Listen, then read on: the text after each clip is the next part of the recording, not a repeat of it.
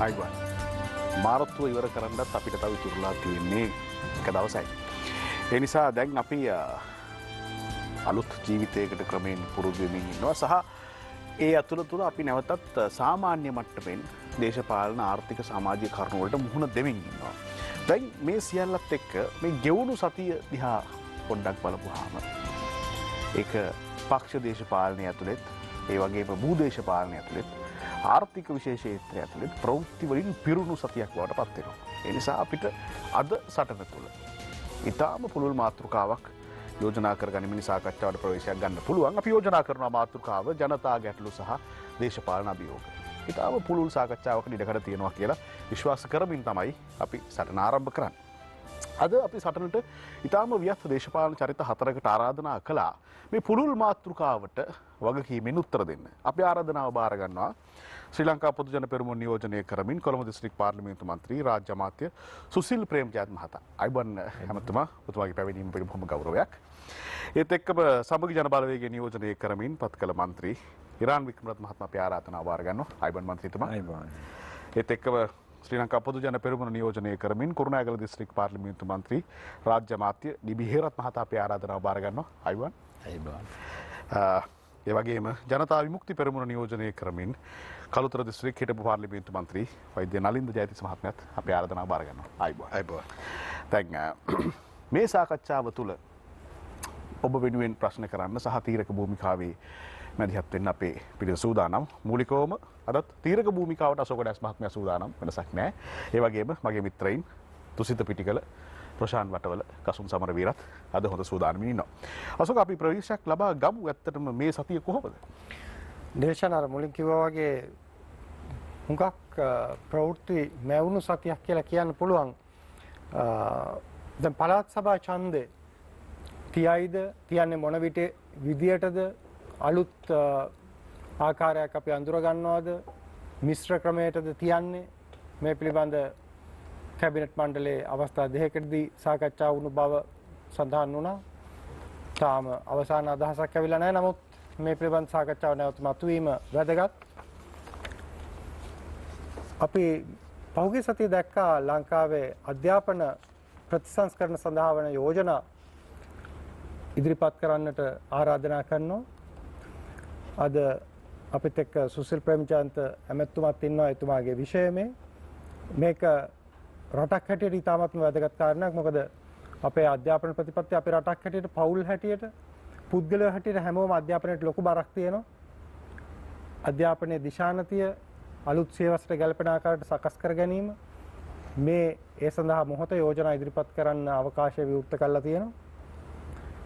ඒ වගේම අපි දැක්කා චීන ජනාධිපතිවරයා සහ ශ්‍රී ලංකා ජනාධිපතිවරයා අතර තිබිච්ච දුරකථන සංවාදය පිළිබඳව තොරතුරු ප්‍රවෘත්ති නිවේදනයක් හැටියට ජනාධිපති ලේකම් කාර්යාලයෙන් නිකුත් කරලා තිබුණා. මේ සංවාදයේ තිබිච්ච එක වැදගත් කාරණයක් තමයි උපාය මාර්ගිකව අපේ රටවල් දෙක අතර තියෙන සම්බන්ධතාවය වඩාත් පෙනෙන ලෙස, පෙනී යන ලෙස, පාරදෘශ්‍ය වන ලෙස දෙපාර්ශ්වයේ සම්බන්ධතා තහවුරු කර ගැනීම අවශ්‍ය බව, සුදුසු බව ජනාධිපතිවරු දෙන්න සඳහන් කළාය කියන කාරණේ. මොකද චීනය සමග අපේ සම්බන්ධතා වැදගත්. චීනයෙන් එන්නත් COVID-19 සඳහා එන්නත් ලක්ෂ 6ක් ලබා දෙන බව ප්‍රකාශ කරලා තියෙනවා. මේ එන්නත් සඳහා ජනාධිපති ගෝඨාභය රාජපක්ෂ මහත්මයා චීන රජයට ස්තුති කරලා තියෙනවා. නමුත් තාමත් ලංකාවේ සයිනෝෆාම් එන්නත චීනයේ නිෂ්පාදිත එන්නත භාවිත කිරීම සඳහා තාම වෛද්‍යවරුන්ගේ පාර්ශ්වයෙන් එකඟතාවය පළ වෙලා නැහැ. උපදෙස් ලැබිලා නැහැ. ඔවුන් ඒ සඳහා නිර්දේශ කරලා නැහැ. වැදගත් කාරණයක්. ඒ වගේම මේ සතියේ විශේෂයෙන් සාකච්ඡාවට ලක් වෙනවා කොළඹ වරාය නගරයේ ආර්ථික කොමිෂන් සභාව පිළිබඳ පනත් කෙටුම්පත. බොහෝ දෙනා එතරම් අවධානයට ලක් නොකරත් මාර්තු 24 වෙනිදා මේ පනත ගැසට් මගින් කෙටුම්පත ගැසට් කරලා තියෙනවා. මේ කෙටුම්පත තුල වරාය නගරයේ ක්‍රියාකාරීත්වය ඒ සඳහා දෙන විශේෂ වරප්‍රසාද ආදී සඳහන් කරලා තිනවා. මේක කොයි විදිහට රටේ ආර්ථික දිශානතියට බලපායිද කියන කාරණේ අපි සාකච්ඡා කළ යුතු තියෙනවා. ඩිල්ෂන් අපිට පුළුල් පරාසයක් කතා කරන්න පුළුවන් ඩිල්ෂන් කිව්වා හරියටම හරි. හොඳයි. එහෙනම් අපිට පුළුවන් ඒ කියන්නේ ජනතා ගැටලු සහ දේශපාලන අභියෝග මාතෘකාව පුළුල් වන තරමට අපිට කරුණු කාරණා ගණනාවකට යන්න පුළුවන්. අශෝක ඩැස් මහතා සඳහන් කරන කරුණුවට අමතරව යමක් තිබුණා නම් ඒවත් මේ සාකච්ඡාවට ගේන්න ඔබට ඉඩකඩ තියෙනවා. පළමු අවස්ථාව සුසිල් ප්‍රේමජාත ඇමතුමාට දෙන්න අපි සූදානම්. විනාඩි 4ක් කාලයක් තියෙනවා බාධා කිරීම නෑ ඇමතුමා. ඔව්. මම හිතන්නේ ඊටාම මම හිතන්නේ කාලීන මාතෘකා කීපයක් පුළුල් ක්ෂේත්‍රයක් තුළට ගෙන යාම සඳහා තාම කෙටි කාලයක් ලබා දීලා තිනවා. කොහොම වුණත් පළාත් සභා ඡන්දය ගැන කතා කරනකොට මේ පළාත් සභා අපේ රට හඳුන්වලා දුන්නේ ඉන්දු ලංකා යුසුමත් එක්ක.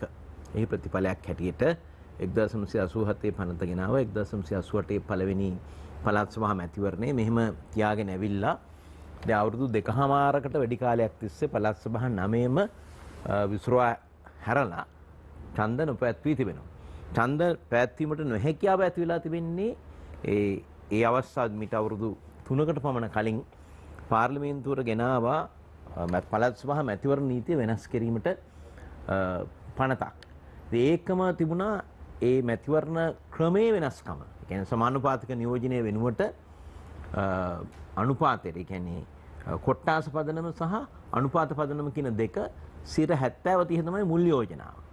නමුත් අවසාන වශයෙන් ඡන්ද විමසන අවස්ථාව වෙනකොට ඒක ඊට වඩා වෙනස් ස්වරූපයකට ගිහිල්ලා 50ට 50 කියන තැනට ඇවිල්ලා මේක 3න් 2ක් අවශ්‍ය නැති මැතිවරණ නීතිය 3න් 2කින් සම්මත කරන්න අවස්ථාවට ගියා 50ට 50 කියන කාරණේට.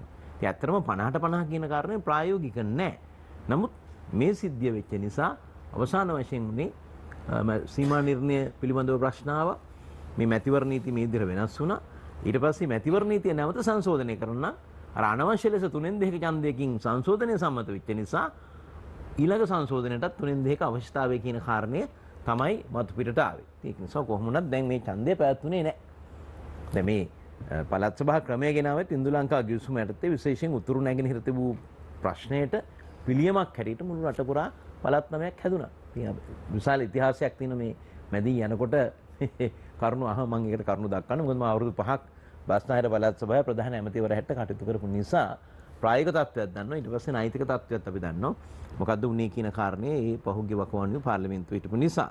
දැන් අද තියෙන තත්ත්වය තුළ දැන් කැබිනට් පත්‍රිකාව ගිහිල්ලා තින්නේ අනුපාත ක්‍රමයට යනවද එසේ නැත්නම් මිශ්‍ර ක්‍රමයට ගිහිල්ලා 70 30 යටතේ යනවද? ඒතර 70 30 යටතේ යනකොට තව යෝජනාවක් ඇවිල්ලා තිනවා මම මාධ්‍ය තුලින් දැක්කේ තාම පාර්ලිමේන්තුවෙන් අපි පනත අරගෙන කියවන්න ඕනේ.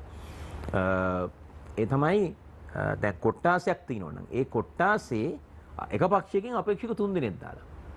ඒක කරනවද කියන කාරණා. ඔය පසුබිම තුළ තමයි ඒක සාකච්ඡා කරන්න වෙන්නේ.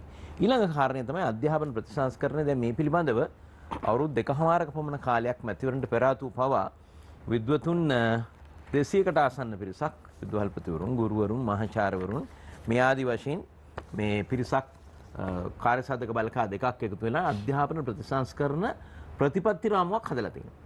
ප්‍රධාන වශයෙන් ක්ෂේත්‍ර 4ක යනවා. పూర్ව ළමා අවදි සංවර්ධනය සහ ප්‍රාථමික අධ්‍යාපනය, සාමාන්‍ය අධ්‍යාපනයේ 13 ශ්‍රේණිය දක්වා, ඊළඟට වෘත්තීය අධ්‍යාපනය සහ නිපුණතා සංවර්ධනය කියන ක්ෂේත්‍රය, ඊළඟට උසස් අධ්‍යාපනය, විශ්වවිද්‍යාල අධ්‍යාපනය. මෙන්න මේ ප්‍රධාන ක්ෂේත්‍ර 4 ප්‍රතිසංස්කරණයක් විදිහට මේක එකකට එකක් ගලපාගෙන යා යුතුයි. මේක විශාල අභියෝගයක්. අපේ රටේ කන්නංගර CW කන්නංගර මැතිතුමා නිදහස් අධ්‍යාපන පනත හදලා දීලා ගෙනාපු අධ්‍යාපනයේ ඉඳලා අද 21 වෙනි සියවසට ගැලපෙන ආකාරයේ අධ්‍යාපන ප්‍රතිසංස්කරණයක් සිදුුනේ නැහැ කියන එක පොදු මතයක්. සමස්ත ජනතාව මම හිතන්නේ 100% වගේ පිළිගන්නවා. බේරුම් තියන අය මේකේ වෙනසක් විය යුතුයි ඊළඟ අභියෝග වලට මුහුණ දෙන්න අපේ ඊළඟ පරපුර. එහෙමනම් ඒකට අවශ්‍ය පසුබිම තමයි සකස් කරන්න තියෙන්නේ. ඒක විශාල අභියෝගයක්. නමුත් ඒ අභියෝගේ බාර ගන්න අපි සූදානම්. මම සාකච්ඡාව යනකොට ඒ කරුණු වැඩිපුර කරුණු දක්වන්න පුළුවන්. ඉතිරි කරුණු දෙක ඩිලාන් සඳහන් කරපු කතා කරන්න අවස්ථාව මදි දැන් වෙලාව අවසන් නිසා අපි ඊළඟ වටේදී කතා කරමු. හොඳයි අපි ආයෙ නැවත ප්‍රශ්න කිරීමක් කරන්න ඔබතුමාගෙන් මේ කරුණු සම්බන්ධයෙන්. මේ ඉරාන් වික්‍රමරත්න මන්ත්‍රීතුමාට අවස්ථාව දෙනවා විනාඩි 4ක් කාලයක්. මම මුලින් අහපු ප්‍රශ්නය මැතිවරණ ක්‍රමය ගැන කතා කරන්න යන්නේ දීර්ඝව. මම හිතන්නේ අවාසනාවන්තයි අපේ දශකයෙන් දශකය ලංකාවේ මැතිවරණ ක්‍රමය ගැන නැවත නැවත කතා කරනවා. ඒ විතරක් නෙමෙයි අපි කලින් කලට මැතිවරණ තියෙන දින ගැන කතා කරනවා. මගේ මතේ නම් ඇවිල්ලා ගලින් කොටලා නැත්තම් විවස්ථාවටම දාන්න ඕනේ මැතිවරණ තියෙන දින. ජනාධිපති වර්ණය වේවා, පාර්ලිමේන්තු මැතිවරණය වේවා, පළාත් සභාව වේවා, නැත්තම් නගර සභාව වේවා ගලින් කොටලම දාන්න ඕනේ. අපේ රටේ නායකයෝ විශ්වාස කරන්න බෑ. අපේ ඉතිහාසයෙන් ඒක අපිට පේනවා. ඉතින් මම ඊට වැඩි කතා කරන්න යන ක්‍රමවේදය ගැන කතා කරන්නේ නැහැ. අපේ අශෝක ඩයස් මහත්තයා ඉදිරිපත් කරපු කරුණු දෙකක් ගැන බොහොම කෙටියෙන් කියන්න කැමතියි. එකක් ඇවිල්ලා මේ COVID-19 මර්ධනය ගැන මම මේක විශේෂයෙන්ම සඳහන් කරන්නේ. ඔහු සඳහන් කරපු නිසා චීන ජනාධිපති ලංකාවේ ජනාධිපතිවරයා අතර සාකච්ඡාවක් ඇති වුණා කියලා. අපි කරුණු සියල්ලක්ම දන්නේ නැහැ. නමුත් අපි දන්නවා චීනෙන් හෙට වෙනකොට එන්නත් දක්ෂ 6ක් විතර ලංකාවට එනවා කියලා. එතකොට මේක තෑග්ගක් හැටියටලු දෙන්නේ. අපි තෑගි ලබා ගන්න හරි සතුටුයි. කෘතවේදී භාවයත් ප්‍රකාශ කරන්නට ඕනේ. නමුත් එන්නතකට ආපුවාම නැත්තම් බෙහෙත් පෙත්තකට ආපුවාම අපේ රටේ තියෙනවා NMRA කියලා National Medicines Regulatory Authority ජාතික ඖෂධ නියාමන අධිකාරිය කියලා. පනතකුත් තියෙනවා. ඒකේ පැහැදිලිව සඳහන් කරනවා එන්නතක් නැත්තම් බෙහෙතක් අනුමත කරන්න ඕනේ විශේෂඥ කොමිටුවක් නැත්තම් එක්ස්පර්ට් කමිටි එකක් අනුමත කරන්න ඕනේ. එන්නතෙන් එන්නතට බෙහෙතෙන් බෙහෙතට එන්න ඒ කොමිටුවේ ඉන්න සමාජිකයන් වෙනස් වෙනවා. දැන් මේක එන්නතක් මේක වෛරස් එකකට විරුද්ධව පහර දීමට තියෙන එන්නතක්. ඒ නිසා වෛරොලොජිස්ලා එපිඩෙමොලොජිස්ලා ඒ වගේ හිතනවා. ඒකට මේකට පත් කරලා තියෙනවා NMRA එකෙන් 8 දෙනෙක්ව පත් කරලා තියෙනවා විශේෂ වෛද්‍යවරු. Doctor Rajiv De Silva, doctor Anand Wijayawickrama, professor Nilika મલવિગේව, ડોક્ટર කාන්ති නානයක්කාරව, ડોક્ટર අරුණාසලම් පත්මේශ්වරන්ව, પ્રોફેસર චන්න රණසිංහව, ડોક્ટર හසිත තිසේරාව, ડોક્ટર ලක්කුමාර ප්‍රනාන්දුව මේ වගේ මේ අය ඔක්කොම පත් කරලා තියෙනවා. මේ අය මාර්තු මාසේ 17 වෙනිදා කියනවා මේ එන්නත චීනෙන් එන මේ එන්නත මේ අය කියනවා මේක අනුමත කරලා නැහැ කියලා. හේතුව ඇවිල්ලා ඒගොල්ලන් කියනවා මාර්තු මාසේ 1 වෙනිදායි මාර්තු මාසේ 15 වෙනිදායි විස්තර ලැබුණා. ඒ විස්තර වලින් මේක අනුමත කරන්න බෑ. ඒතකොට ලෝක සෞඛ්‍ය සංවිධානයේත් මේ එන්නත අනුමත කරලා නැහැ. දැන් අපි පාර්ලිමේන්තු මන්ත්‍රීවරු. ඉතින් මෙතන ඉන්න ඇමතිතුමා සුසිල් ප්‍රේමජයන්ත ඇමතිතුමාත් සමහරලාට එන්නතක් ලබා ගන්නට ඇති. මම දන්නේ නැහැ. නමුත් මම නම් ගිහිල්ලා එන්නත ගහගත්තා. අපිට කිව්වම ගහන්න කියලා මම ගිහිල්ලා ගැහුවා. මම ගත්තද? අපි ගත්තේ ඇස්ට්‍රාසෙනිකා ඔක්ස්ෆර්ඩ් එන්නත. එතකොට අපිට දීලා තියෙන්නේ ලෝක සෞඛ්‍ය සංවිධානය අනුමත කරපු එන්නතක්. අපේ ලංකාවේ මේ ඖෂධ නියාමක කොමිෂන අධිකාරිය අනුමත කරපු එකක්. මම කැමති නෑ මේ රටේ කිසිම පුරවැසියෙකුට අනුමත නොකරපු එන්නතක් ගහන එකට කැමති නෑ. අපේ විරෝධය අපි ප්‍රකාශ කරන්න ඕනේ. විශේෂඥයන් අනුමත කළොත් ගහන්න.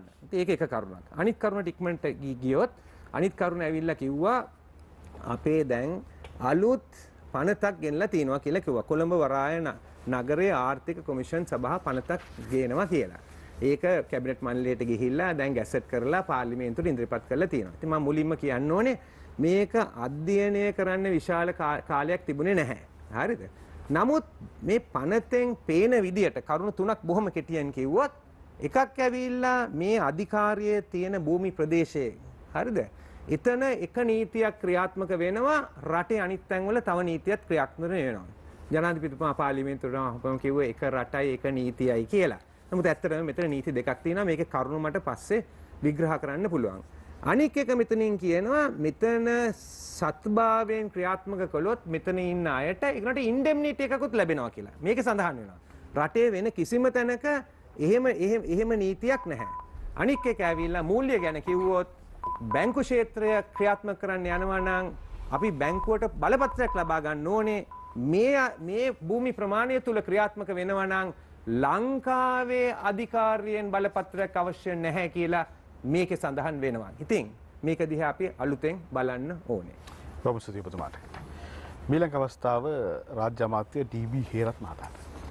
දිර්සාන් අපේ අශෝක ඩයස් මහත්මයා ඉදිරිපත් කරපු කාරණාවේ එකක් තිබුණා ප්‍රජාතන්ත්‍රවාදය ගැන, අනිත් එක කොරෝනා වදුර ගැන. ප්‍රජාතන්ත්‍රවාදය ගැන කතා කරනකොට අපි අතීත අත්දැකීම් එකතු කරගන්න ඕන වර්තමානයේ ගොඩනගන්න. ඒකත් වඩාත්ම උචිතයි පහුගිය අවුරුදු 4මාරක යහපාලන ආණ්ඩුව තියෙන කාලේ මේ රටේ මැතිවරණ ක්‍රමය යටපත් කරන දරපු උත්සාහය. ඉස්සෙල්ලාම දැක්කා පළාත් පාලන මැතිවරණය නොපවත්වා කල් දාන දරපු ප්‍රයත්නය. ඊළඟට අපි දැක්ක පළාත් සභා මැතිවරණය යටපත් කරන්නට කල් දාපු උත්සාහය. එතකොට අපිට ලොකු වගකීමක් තියෙනවා වර්තමාන රජයට මේ රටේ නැවත අර අහිමි කරපු ප්‍රජාතන්ත්‍රවාදය තහවුරු කරන්න. එක පැත්තකින් ගත්තාම විකෘති වෙච්ච ප්‍රාදේශ සභා මැතිවරණ ක්‍රමය නැවත යථාවත් කිරීමේ වගකීමක් අපිට තියෙනවා. අපි දන්නවා අද රටට මහා බරක් වෙලා තියෙනවා. අසීමිත മന്ത്രിවරු පිරිසක් රජයට නඩත්තු කරන්න සිද්ධ වෙලා තියෙනවා වැරදි මැතිවරණ ක්‍රමයක් නිර්මාණය කිරීම නිසා. ඊළඟට දෙවනුව පළාත් සභා මැතිවරණේ කල් දාලා ඒ මැතිවරණය යටපත් කරන දර උත්සාහයේ ප්‍රතිඵල අද පළාත් සභාවක් මේ රට තුළ ක්‍රියාත්මක වෙලා නැහැ. අපි දන්නවා මේ පළාත් සභාව ලංකාවට අරගෙන ආවේ 87 අවුරුද්දේ ඉන්දියාවේ මහා බලවත් බලපෑමක් කරලා. චේ.ආර්. ජයවර්ධන ජනාධිපතිතුමා එතුමාගේ කැබිනට් එකේ බොහෝ දෙනෙක් විරුද්ධ වෙලා ඉන්නද්දී මේක ගිවිසුම අත්සන් කරලා දැම්මා. කරලා පළාත් සභාව ගෙනාවා. හුඟක් අය ඒ වෙලාවේ ඒකට විරුද්ධ වුණා. හැබැයි ප්‍රජාතන්ත්‍රවාදී ක්‍රමය තුළ එකට කැමති වුණත් අකමැති වුණත් ආපහු ප්‍රජාතන්ත්‍ර ප්‍රවාහයට පළාත් සභාව තහවුරු වුණා ලංකාව තුළ. දැන් මේ රටේ සේවය ලබා ගන්න ඉන්න ජනතාවට මධ්‍යම රජයේ සහ පළාත් සභාව කියන ආයතන දෙකේ සේවය ලබා ගන්නට තිබිච්ච ඒ සාම්ප්‍රදායික මෑත භාගයේ ලැබපු අත්දැකීම දැන් තොර වෙච්ච නිසා විශේෂයෙන් මේ සංවර්ධන ප්‍රවේශයන් ජනතාවගේ අවස්ථාවෙන් ඉටු කරන්න යන තියෙන වපසාරිය සීමා සහිත වෙලා තියෙනවා. ඒ නිසා රජයට සිද්ධ වෙනවා අනිවාර්යයෙන්ම පළාත් සභා මැතිවරණෙත් තියන්න. එතකොට ඊට අනුගත වෙච්ච වැඩපිළිවෙලක් අපිට අවශ්‍යයි. නිසා අපි නීතිය අපේ සුසිල් ප්‍රේමජයන්ත අපේ ඇමතුමා කිව්වා වගේ විශේෂයෙන්ම මේ රටට ගැළපෙන ක්‍රමවේදයක් රටට බරක් නොවන පළාත් සභාවක් හදන්න අපි රජයක් හැරෙට වගකීම අපිට පැවරෙනවා. ඒ වගකීමෙන් අපිට මිදෙන්න පුළුවන් කමක් නැහැ. ඒ වගකීම ඉටු කරන්න ඕනේ කාලේ දැන් ඇවිල්ලා තියෙනවා. මම හිතන්නේ ඊවසීමේ සීමාව පළාත් සභා මැතිවරණේ තියෙන කාරණා පිළිබඳව දැන් සීමා දක්වා අපි ඇවිල්ලා තියෙනවා. එනිසා ඒ වගකීම ඉටු කරන ගමන් විශේෂයෙන් ඔබතුමා මතක් කරා අපි කොරෝනා වූදුර විශේෂයෙන් මේ රටේ ජනතාව මීට මාස 8කට එහා පැත්තෙන් ඡන්ද පොළට ගිහිල්ලා ඡන්ද දීලා බලාපොරොත්තු වුණා අතිවිශාල වෙනසක් මේ රට තුළ. අවුරුදු 4මාරක් ආර්ථික වශයෙන් විනාශ වෙච්ච බෙදෙන්න ගියපු රටක් අන්තවාදීන් ග්‍රහණ ලක් වෙච්ච රටක් නිවැරදි මාවතක් කරා යොමු කිරීමේ වගකීමක් තියෙන රජයට. ඒ කාරණාවට අනුගත වෙලා කටයුතු කරන වෙලාවක තමයි මුළු ලෝකෙම කොරෝනා වදුරට ගොදුරුනේ. දැන් අපි මේකට සාර්ථකව මුහුණ දුන්නා. ක්‍රමානුකූලව කොරෝනා වදුරින් ජනතාවට පීඩාවට පත් වෙන්නේ නැතුව ඔවුන්ට අවශ්‍ය සියලුම මූලික පහසුකම් දීලා ඒ සෞඛ්‍ය සම්පන්න බව තහවුරු කරන්නට අවශ්‍ය එන්නත ලබා දීම දක්වා දැන් ඇවිල්ලා තියෙනවා. මේ නිසාම අද අපේ රටේ කොරෝනා වදුරට ගොදුරන ප්‍රමාණය අවම වෙලා තියෙනවා. ඒ නිසා අපිට පුළුවන් මේත් එක්ක කොරෝනා වදුරට මේ මුහුණ දුන්න සාර්ථක ක්‍රමවේදය සමහර විට කොරෝනා වදුර නිසාම ආර්ථිකය ගොඩනගන්න කෘෂි ආර්ථිකය ශක්තිමත් කරන වැඩපිළිවෙල එක්ක අපිට අපේ රටේ අනාගතය ගොඩනගන්න පුළුවන්ය කියන කාරණාව මේ අවස්ථාවේ අපි තහවුරු කරලා තියෙන එක මතක් කරන්න ඕනේ. බොහොම ස්තුතියි පුතුමාට. මීළඟ අවස්ථාව හිටපු පාර්ලිමේන්තු මන්ත්‍රී වෛද්‍ය නලින්ද ජයතිස්ස මහත්මයා. බොහොම ස්තුතියි දිල්ෂාන්. ඒ වගේම සිරස ආයතනයට ස්තුතියි. පළාත් සභා ඡන්දය ගැන හැමදේම කතා කරමු නිසා මම එතනින් පටන් ගන්නම්. අවුරුදු දෙකමාරක් වුණාට පළාත් සභා ඡන්ද නොතියා මම නම් දැක්කේ නැහැ අපේ රටේ කොහෙවත් කිසිම ජන කණ්ඩායමක් පළාත් සභා ඡන්දය ඉක්මනට තියන්න කියලා ඉල්ලීමක් හෝ උද්ඝෝෂණයක් කරනවා. පළාත් සභා නැති උනායි කියලා පළාත් පාසල් අධ්‍යාපනයේ ප්‍රශ්නයක් වෙලා නැහැ. රෝහල් වලට බෙහෙත් ටිකේ ප්‍රශ්නයක් වෙලා නැහැ. පළාත් සභා නැති නිසා පළාත් රෝහල් ප්‍රශ්නයක් වෙලා නැහැ. ඒ ටික හොඳට යනවා. හැබැයි පළාත් සභා තියාගන්න ඕන කණ්ඩායම් ප්‍රධාන වශයෙන් දෙකක් ඉන්නවා. එකක් තමයි පළාත් සභාවල ඉන්න සහ පළාත් සභාවලට එන්න හදන മന്ത്രി කණ්ඩායම. ඊළඟ කෙනා අය තමයි ඉන්දියාව. අපි දැක්කා පහුගිය දවසක ලංකාවේ ඉන්න ඉන්දියානු තානාපතිවරයා ගෝපාල් බග්ලි මහත්මයා උතුරට ගිහිල්ලා උතුරේ ඉන්න සියලුම දේශපාලන පක්ෂ කැඳවලා ඔය කියලා තියෙනවා 13 වෙනි ආණ්ඩුක්‍රම ව්‍යවස්ථා සංශෝධනය පූර්ණ වශයෙන් බලාත්මක කරගන්නත් පළාත් සභා ඡන්ද ඉක්මනට පවත්වන්නත් ඒ පක්ෂ මැදිහත් වෙන්න ඕන කියලා. එතකොට අපිට පේනවා ඉන්දියාව ඊටාම දැඩි වමනාවක ඉන්නවා පළාත් සභා ඡන්දේ තියාගන්න. ඒතර මේ අතරේ තමයි අපි කතා කරේ ජනාධිපතිවරයා ලංකා ජනාධිපතිවරයා සහ චීන ජනාධිපතිවරයා අතර එන දුරකථන සාකච්ඡා පිළිබඳව. මේ ළඟදී මහින්ද රාජපක්ෂ මහත්මයා බංග්ලාදේශ ගියාම ඔහු බංග්ලාදේශ ඉන්න කාලෙදී ඒ දවස් කීපෙදිම එරට අගමැතිනියගේ ෂේක් හසීනාගේ විදේශ කටයුතු උපදේශකවරයා වෙච්ච ගෞහර් රිස්වි කියන මහත්මයා ප්‍රකාශයක් කළා තිබුණ එක ජාත්‍යන්තර මාධ්‍යයේත් වාර්තා වුණා. ඒ තමයි මේ බංග්ලාදේශයේ ලෑස්ති නෑ ණය අරගෙන චීනෙන් ලංකාව වගේ චීන ණය උගුල හිර වෙන්න කියලා. ඒකට අද ලෝකේ බොහෝ රටවල් විශේෂයෙන් අප්‍රිකානු රටවල් මම දැක්ක එක වෙලාවක මැලේසියාවේ මුදල් ඇමතිවරයා පවා කියනවා මේ චීන ණය උගුලේ හිර වෙලා මේ අගාධිර රට බවට ලංකාව උදාහරණයකට ගන්නවා. ඒතර මේ අද අපිට වෙලා තියෙන්නේ මොකද්ද? ඉන්දියාව අපේ රටේ පළාත් සභා තියන්න කියලා මේ තරම් මැදිහත් වෙන්නේ. ඒ වගේම අපි දැන් ඉස්සරහ සාකච්ඡා කරන්න පුළුවන් මේ පෝට් සිටි හදන අලුත් කොමිසම පිළිබඳව අපිට කතා කරන්න සිද්ධ වෙලා තිබෙන බටහිර පර්යන්ත පිළිබඳව මේ සියලු සාකච්ඡා එන්නේ මොකක් නිසාද? මේ රටේ ආණ්ඩු කරපු අය විසින් රට හිර කරලා තියෙන ආර්ථික උගුල නිසා. අපි කියන සංඛ්‍යාලයකනේ පැත්තක තිබ්බොත් ජනවාරි මුල් සතියේ කැබිනට් මාධ්‍ය හමුවේදී සම කැබිනට් ප්‍රකාශක උදේගම්මන්පිල ඇමතිවරයා කියනවා මේ අවුරුද්දේ අපි ණය ගෙවන්න තිබෙනවා විදේශ ණය විතරක් ඩොලර් මිලියන 6865. එන ඩොලර් බිලියන 6.8කට වැඩි ප්‍රමාණයක් විදේශ ණය හැටියට අපි ගෙවන්න තියෙනවා. එතකොට මේ ණය අපිට ගෙවන්න වෙන්නේ ඩොලර් අපි හොයාගන්නට ඕනේ. ඒතකොට රටේ ජනතාව අහන්න ඕන කමක් තියෙනවා මෙතරම් ණය ප්‍රමාණයක් මෙතරම් ණය පොලී වාරිකයක් වාර්ෂිකව අපිට එන්නට මේ රටේ ආණ්ඩු ඒ ණය අරගෙන මොනවද කළේ? මම මේ කියන්නේ විදේශ ණය පංගුව විතරයි.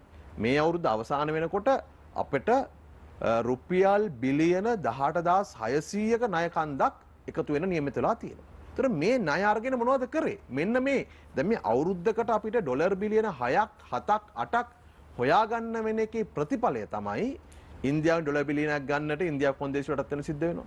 චීනෙන් ඩොලර් බිලියන එකමාරක් දෙකක් ගන්න ඒවට යටත් වෙන සිද්ධ වෙනවා. දැන් ඒ දෙකෙන් ගන්න පරක් වෙනකොට IMF එක දිහාට හැරෙන සිද්ධ වෙනවා. ඒතර IMF එක කොන්දේසි දානවා.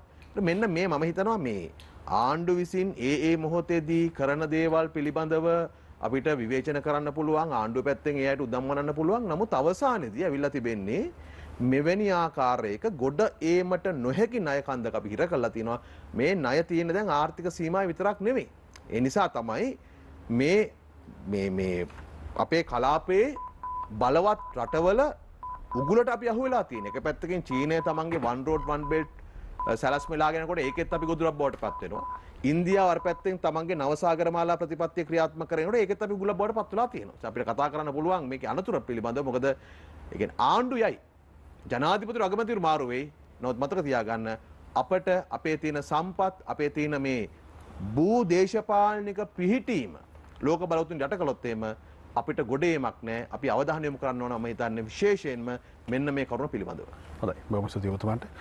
මෙතනින් එහාට අපි කැමති අපේ ආරාධිතයින් යම් ප්‍රමාණයකට ප්‍රශ්න කරමින් සාකච්ඡාව ඉස්සරහට අරන් යන්න. මම කැමති සුසිල් ප්‍රේමජන්ත ඇමතුමා ගාවට එන්න. ඔබතුමා ජ්‍යෙෂ්ඨ නීතිඥවරයෙක් නිසා යම් නෛතික කරුණු පැහැදිලි කර ගැනීමකුත් එක්ක අපිට පුළුවන් ප්‍රවේශයක් ලබා ගන්න. දැන් ඇමතුමා 13 වෙනි ආණ්ඩුක්‍රම ව්‍යවස්ථා සංශෝධනය යටතේ පළාත් සභා හඳුන්වා දෙනකොට අපි දන්නවා මේකේ මූලිකම අවශ්‍යතාවය තිබුණේ උතුරට පළාත් සභාවක් හඳුන්වා දීම. හැබැයි උතුරට විතරක් පළාත් සභාවක් හඳුන්වා දුන්නා නම් ඒක රටකට එක නීතියක් ක්‍රියාත්මක කරන්න පුළුවන් කියන තැනකට එන්නේ නැහැ. කිසියම් පාරිසරික භූගෝලීය සාධක මත ප්‍රාදේශීය සාධක මත යම් ප්‍රදේශයක් විශේෂීකරණය වෙනවා. එහෙම නොවෙන්න තමයි සියලු පළාත්වල පළාත් සභා හඳුන්වලා දෙන්නේ. ඒක හොඳ තීන්දුවක් වෙනවා ඒ වෙලාවේ හැටියට. ඔක්කොම හඳුන්වලා දුන්න එක. නමුත් දැන් අද වෙනකොට අපි දකින මේ කොළඹ වරාය නගරයේ ආර්ථික කොමිෂන් සභාව ගැන සාකච්ඡාවට එනකොට අපිට පේනවා කොළඹට එහා තවත් කොළඹක් නිර්මාණය වෙනවා සහ ඒ කොළඹ වෙනත් වරප්‍රසාදිත කොළඹක් බවට පත් වෙලා තියෙනවා. පොදු නීතිය පවතින නීතියෙන් ව්‍යතිරේක අවස්ථා ගණනාවක් මේ ඔය කියන කොළඹ ඇතුලේ ක්‍රියාත්මක වෙනවා. ජ්‍යෙෂ්ඨ නීතිඥවරයෙක් විදිහට ප්‍රාදේශීය සාධක හෝ වෙනත් කවර හෝ සාධකයක් මත එහෙම වරප්‍රසාදිත නීතියක් නිර්මාණය කිරීම සහ නීතියෙන් නිදහස් කිරීම ඔබතුමා දකින්නේ කොහොමද? ඔන්න දැන් කරුණු දෙකක් නීතිමය පැත්තට යොමු කරා ඩිල්ෂාන්. ඒකත් තමයි 13 වෙනි සංශෝධනය. ඒ 13 වෙනි සංශෝධනයේ ගෙනාවේ උතුරු නැගෙනහිර ප්‍රශ්නේ ඒ වෙලාවේ මතුවෙච්ච තත්ත්වය තුල ජයාජාවදන මැතිතුමා සහ අපේ රටේ හිටපු ඒවකට ජනාධිපති ඉන්දියාවේ අගමැති රජීව් ගාන්ධි අගමැතිතුමත් එක්ක අත්සන් කරන ඉන්දු ලංකා ගිවිසුමේ ප්‍රතිඵලයක් හැටියට. එතකොට උතුරු නැගෙනහිර මතුවෙච්ච ප්‍රශ්නේ මුළු රටේම පළාත් 9ක් හැදීම ඔබත් සඳහන් කළා. එහෙම කළා නම් ඒ ප්‍රදේශ දෙකට විතරක් ඇත ඇසිමෙට්‍රික් වෙනවා. යම් ප්‍රදේශයක විශේෂිත තත්ත්වයක් වෙනවා. ඒ වෙනුවට කලේ ඉන්දියාවේ තිබෙන ආකාරයටම නොවුවත් ගියා ප්‍රාන්ත තියෙනවනේ 100ට. ඒ විදිහට නොවුවත් හැබැයි ඒ ආකාරයට බලය බෙදීමක්. දැන් සමහරු බලය විමධ්‍යගත කිරීම කියනවා. නමුත් බලය බෙදීම කියනවා. ඒ නිසා මෙතන පවර් ඩිවොලූෂන් එකක් කියන සංකල්පයත් එක්ක තමයි පළාත් 9කට මේක ආවේ. ඒක ගැළපුණාද නැද්ද කියන එක වෙනම තර්ක කරන්න ඕනේ. ඒක අවශ්‍යද නැද්ද කියන එකත් වෙනම තර්කයක් නැත්නම් සංවාදයක් තියෙනවා. දැන් කොහොම හරි ඔබ කියන විදිහටම ඒ ආකාරයෙන් 9ටම දැම්මේ මොකද මුළු රට පුරාම එකම ආකාරයට මේක ක්‍රියාත්මක වෙතු නිසා. ඒක හරි. දැන් ඊළඟ ප්‍රශ්නය ඔබතුමා ඒකටම ඒක එහෙම වෙද්දී ඇයි පෝර්ට් සිටි එකට විශේෂ නීතියක් කියන එකයි මේ ප්‍රශ්න කළේ. එතකොට විශේෂයෙන්ම 1977 බලට පත්වෙච්ච රජය විධායක ජනාධිපති ස්වරූපයේ අනුක්‍රම ව්‍යවස්ථාවක් මේ දැන් තියෙන අපිත් එක්ක මේ අවසාන සංශෝධනයත් එක්ක තියෙන ව්‍යවස්ථාව. ඒතර මේක හදද්දී මේක 154 විගණනය කියන වගන්තිය උයන්නට තමයි ඔය පළාත් සභා ක්‍රමය කියන පළාත් සභා පනතේ තියෙන ඒ පළාත් සභා ක්‍රමය අතුල් කළේ. කළා තමයි උපලේඛනත් එක්ක 13 වෙනි සංශෝධනය එතෙන්ට තමයි අතුල් කළේ. හරි? විගණනය කියන එකේ උයන්නට තමයි ගෙනාවේ. දැන් එතකොට ඒක දැන් අපි විවහාර කළා දෙන්න ප්‍රැක්ටිස් කළා දිනවා 88 ඉඳලා මේ මැතිවරණ නවත්තන කාලය දක්වා. ඒ වෙනකොට පළවෙනි මැතිවරණ තරඟන කරපු දේශපාලන පක්ෂ ඊට පස්සේ තරඟ කළා. දැන් ඒ ඔක්කොම අනියම් ආකාරයකින් ඒවා පළාත් සභා ක්‍රමයට අනුගත වෙලා තියෙනවා. මැතිවරණ ක්‍රමයක් හැටියට එකඟ නොවුණත් එහෙම වෙන්න පුළුවන්.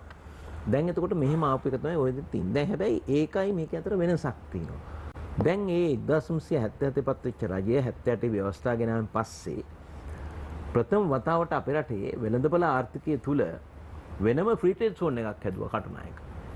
බියගම ෆ්‍රී ට්‍රේඩ් සෝන් එකක් වුණා නිදහස් වෙළඳ කලාපේ.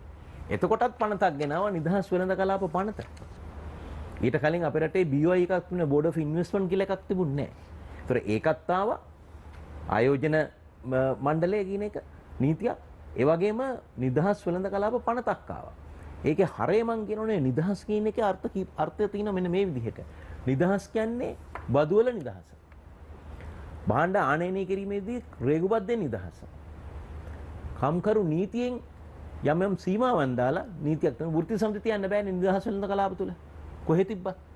බියගමත් නැහැ, කොග්ගලත් නැහැ, කටුනායකත් නැහැ ප්‍රධාන වශයෙන් තියෙන නිදහස් වෙළඳ කලාපවල. ඒතර වෘත්ති සමිති එතකොට මේ ආණ්ඩුක ව්‍යවස්ථාවේ මූලික අයිතිවාසිකම් වල එන වෘත්ති සමිති පවත්වාගෙන යාම ඒ කියන කිසිදු නිදහසක් එතෙන්ට එන්නේ නැතෙන් තින්නේ හැම එකෙම සුබ සාධක සමිති. නිදහස් වෙළඳ කලාප තුනේ. ඒතර මම පැහැදිලි කරන්නේ ආණ්ඩුක ව්‍යවස්ථාවේ වැදගත්ම සිද්ධිය මේ ඕන මේ අපේ මේ ව්‍යවස්ථාවේ වැදගත්ම දේ තමයි මූලික අයිතිවාසිකම් කියන ඡේදය. තුන්වෙනි පරිච්ඡේදය. හරි? මේක ඊටාම පැහැදිලිව තිනවා මේ වෘත්තීය සමිති පවත්වාගෙන යාම මේ ඔක්කොම තිනවා. හැබැයි ඒක එතන නෑ. එහෙනම් මූලික අයිතිවාසිකම් පවා නැති වෙන තත්ත්වයේ 50ක් ගෙනල්ලා තමයි මෙතෙක් කාලයක් ඒවා ක්‍රියාත්මක වුණේ. ඒකේ ප්‍රතිඵලයක් හැට්ට තමයි ලෝකයේ ඒ කාලේ ගිය රැල්ලක් ගියානේ.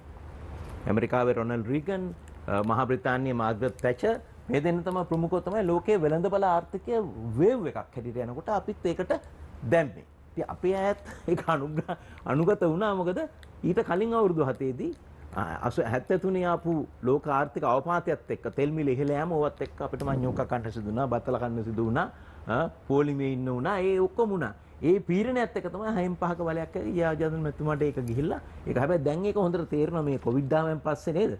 පොඩ්ඩක් ඊට සමාන තැනකට ඇවිල්ලා තියෙනවා. ඒක වෙනම කතා කරන්න ඕනේ. නමුත් ඒක ඒ රැල්ලට ආවා. ඒක මුළු ලෝකෙම ගියා. ඒකත් එක්ක එතකොට මම පෙන්වන්නේ ඩිල්ෂාන් එදා 980 වෙනි කාලේ විශේෂ නීති පැනවුණා නිදහස් වෙළඳ කලාප වලට. ඒක කළේ මොකද? ඉන්වෙස්ට්මන්ට්ස් ප්‍රොමෝෂන් එකක්. ආයෝජන දිරිගැන්වීමක්. ඒ තුලින් අපි දැන් බලන්න අද වෙනකොට ඒ දවස්වල විවිධ මතය පළගුණා. හරි? නිදහස් වෙළඳ කලාප දාන්නට ශ්‍රමය සූරාගෙන කනවා මේ සියල්ලම. හැබැයි දැන් අද වෙනකොට දැන් මේ COVID-19 එන්න පෙර ආතුවම ගත්තොත් 2019 අපි ගත්තොත් එහෙම අපේ රටේ ආර්ථික තත්ත්වය ගත්තොත් එහෙම ඉම්පෝර්ට් ඇන්ඩ් එක්ස්පෝර්ට් අතර වෙනස තියෙනවා 10 බිලියන්. අපේ රටේ අවශ්‍ය සියලු ආනයනයන් සඳහා මූලික වශයෙන් අවශ්‍ය වෙනවා තෙල් ගේන්නම වෙනවා අපිට. ඩොලර් බිලියන 3 සිට 5 දක්වා තෙල් මිල ඉහළ පහළ යනකොට සහ පරිභෝජන ඉහළ පහළ යනකොට ওই තරම් ප්‍රමාණයක් අපි අනිවාර්යෙන් ව්‍යය කරන්න ඕනේ ඩොලර් වලින්. ඊළඟට ලදරු කිරිපිටි ගෙන්නන්න අනිවාර්යෙන් වැය කරන්න. ඊළඟට බෙහෙත් ගෙන්නන්න අපි වැය කරන්න ඕනේ. බෙහෙත් ඔක්කොම නිෂ්පාදනය කරන්නේ නැහැ. ඊළඟට අපේ කර්මාන්ත ඒවට අවශ්‍ය අමුද්‍රව්‍ය ගෙන එන්න වියදම් කරනවා. පුහුර වලට වියදම් කරනවා. මම කිව්වේ මේ දෙක අතර වෙනස අපි සියලු ආනයනයන් වලට දල වශයෙන් ඩොලර් බිලියන 20ක් යනවා. මට මගේ අවසාන ප්‍රශ්නේ මම එතෙන්ට එන්න හදන්නේ. අපි අපනයනයන්ගෙන් අපි උපයන්නේ ඩොලර් බිලියන 10ක්. හැබැයි මතක තියාගන්න ඕනේ අපි ඔය COVID-19 එන්න පෙර ආතුව අපේ අංක එකට ඇවිල්ලා තිබුණේ පිටරටින් එන ප්‍රේෂණ වලට ගාවට ඊළඟ දෙවෙනියට ඇවිල්ලා තිබුණේ නැත්නම් 1 2 අතර තිබුණේ ඇඟලුම් අපනයනය. ඒක ඇඟලුම් අපනයනය ප්‍රධාන වශයෙන් ඉලක්ක කරගෙන තමයි ෆ්‍රී ට්‍රේඩ් සෝන් ටික හැදුනේ. හැබැයි ඒක උනේ ඔය කීන නිදහස් වෙළඳ කලාප වලට වෙනම නීතියක් ගෙනීම නිසා. ඒ නිසා ප්‍රථම වතාවට නෙමෙයි පෝට් සිටි එකට මේ වගේ පනතක් ගේන්නේ. මේ වගේ අත්දැකීම් තියෙනවා. ඒ තුලින් විදේශ ආයෝජනයන් ඇවිල්ලා තිනවා. ඒ තුලින් විදේශ විනිමය උපයලා තිනවා. මීට අදාළ ආර්ථික කාරණා පිළිබඳව මගේ මිත්‍රයින් ප්‍රශ්න කරයි. මම දාම නෛතික සිද්ධාන්තමය කාරණාවක් උතුවෙන් අහන්නේ දැන්. ඒතකොට මෙවැනි පරිසරයක් ඇතුලේ නෛතික කියන්නේ යම් සහන වගේක් ලැබෙනවානේ මේ තෝරාගත් පිරිසකට. ඔව් සහන නොදී ආයෝජනය එන්නේ නැහැ. එතකොට මේ සමානයන්ට අසමානව සැලකීමක් වගේ වෙයිද? ඔය වරාය නගරයේ ආයෝජනය නොකර මේ රට ඇතුලේ වෙන කෙනෙක් ආයෝජනය කරන්න එන එකක් නැහැනේ. නෑ දැන් මේක මේ නීතිය බලපාන්නේ මේ තියෙන කොටසට විතරනේ. දැන් ෆ්‍රී ට්‍රේඩ් සෝන් එකේ පනත බලපෑවේ ඒ නිදහස් කලාපෙට විතරනේ. දැන් අපි හිතමු දැන් කටුනායක වෙළඳ කලාපයේ තුල විතරයි නීතිය බලපාන්නේ. හැබැයි ඊට පිටින් තියෙන කර්මාන්ත ශාලාවකට ඒක බලපාන්නේ විදේශ ආයෝජකයෙක් ගැනලා එක කළත් අපේ ආයෝජකයෙක් කළත් ඒගොල්ලන්ට ඔය තියෙන නිදහස ලැබෙන්නේ නැහැ. තීරුබදු නිදහස, ආනන්ද භාණ්ඩවල නිදහස, වෘත්තීය සමිති පවත්වා නොගැනීමට තිබෙන නිදහස ලැබෙන්නේ නැහැ. මම කැමතියි රාම් වික්‍රමරත්න මන්ත්‍රීතුමාගේ පැත්තට යමු. දැන් මේ පනත් කෙටුම්පතේ කොළඹ වරාය නගර ආර්ථික කමිෂන් සභා පනත් කෙටුම්පත තුළ ප්‍රධාන වශයෙන්ම ලංකාවේ මේ දැනට ක්‍රියාත්මක වෙමින් තිබෙන විශේෂිත ආර්ථික කලාපයට බලපාන්නේ නැහැ කියලා නීති 7ක් ශ්‍රී ලංකා ආයෝජන මණ්ඩල පනත, පොදු කොන්ත්‍රාත් ගිවිසුම් පනත, එතකොට නගර සභාව සහ ග්‍රාම නිර්මාණාඥා පනත, ශ්‍රී ලංකා වාණිජ්‍ය සමස්ත මධ්‍යස්ථාන පනත, ක්‍රමෝපාය සංවර්ධන ව්‍යාපෘති පනත, ජාතික රාජ්‍ය සභාවේ 1978 අංක 41 දරන නාගරික සංවර්ධන අධිකාරී පනත, මහනගර සභා ආඥා පනත. මේ පනත් 7ම එකට අදාළ වෙන්නේ නැහැ කියලා කියලා තියෙනවා. ඒ වගේම තමයි දිරිගැන්වීම් සහ නිදහස් කිරීම වලට යෝජිත පනත් කිහිපයකුත් තිබෙනවා. 10කට හෝ 12කට ආසන්න සංඛ්‍යාවක්.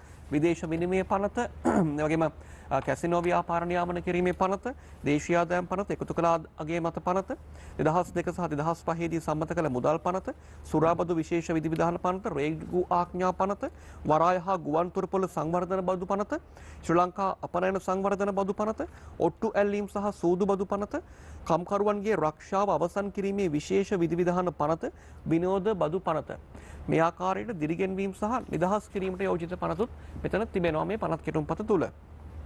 මගේ ප්‍රශ්නය දැන් මේ පනත් කෙටුම්පතේම තිබෙනවා දැන් මේ ඉදිරියේදී මේ වරාය නගරය තුල ස්ථාපිත කිරීමට යෝජිත යම් ආයතනයකට කැමති නම් ඔවුන්ගේ ඒ ඉදිරියේදී ස්ථාපිත කිරීමේ අරමුණ ඇතිව ලංකාවේ වෙනත් ඕනෑම තැනක අර තියෙන බදු සහන සහ අර පනත් කෙටුම්පත් වල අර පනත් වල නිදහස යටතේම වසර 5ක කාලයක් වෙනත් තැනක මේ ආයතන වලට මේ සමාගම් වලට තමන්ගේ ව්‍යාපාර කටයුතු ගෙන යාමට අවස්ථාව ලබා දීලා තිබෙනවා.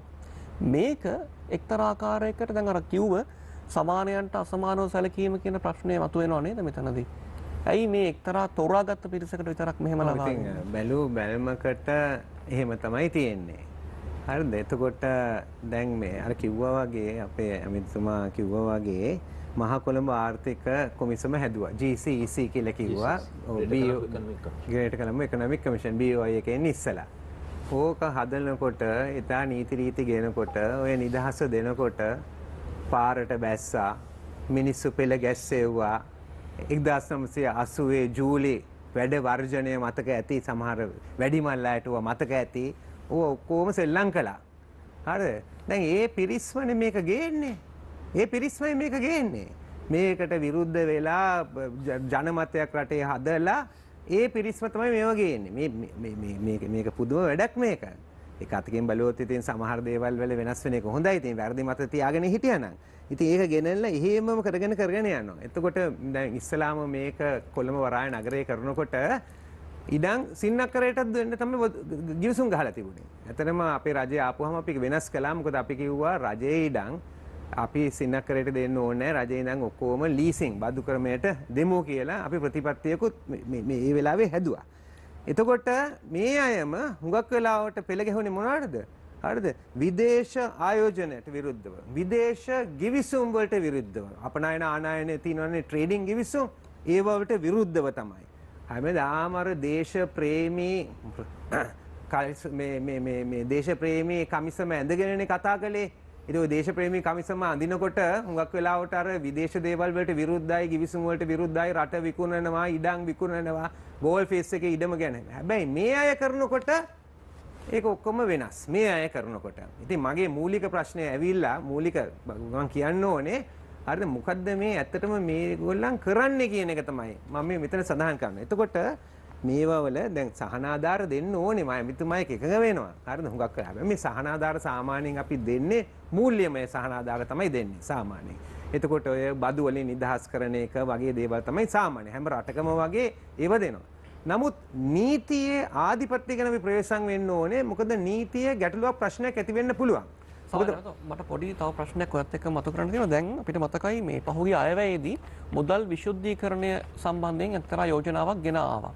දැන් අපිට යම් සැකයක් මතුවෙනවා මේ අපි දන්නවා සීෂෙල්ස් වගේ රාජ්‍යයන් වල යම් චෝදනා තියෙනවා මේ කළු සල්ලි සුදු කරනවා කියලා. මේ කලාපය අර අයවැයෙන් ලබා දුන්නු බදු සහනේ උපයෝගී කරගෙන මේ හදන නව ආර්ථික කලාපය තුළ එහෙම කළු සල්ලි සුදු කරන්න උපයෝගී කරගන්න හැකියාවක් තිබෙනවද නේද මේ නව නීතිත් එක්ක මේ නිදහස් කිරීමුත් එක්ක යම් ආකාරයක සැකයක් මතුවෙනවා නේද? ඒ වගේ තත්වයක් ඇති වෙන්න පුළුවන් කියලා. අනිවාර්යෙන්ම ඒක කරන්න ඉඩකඩ තියෙනවා. හරිද?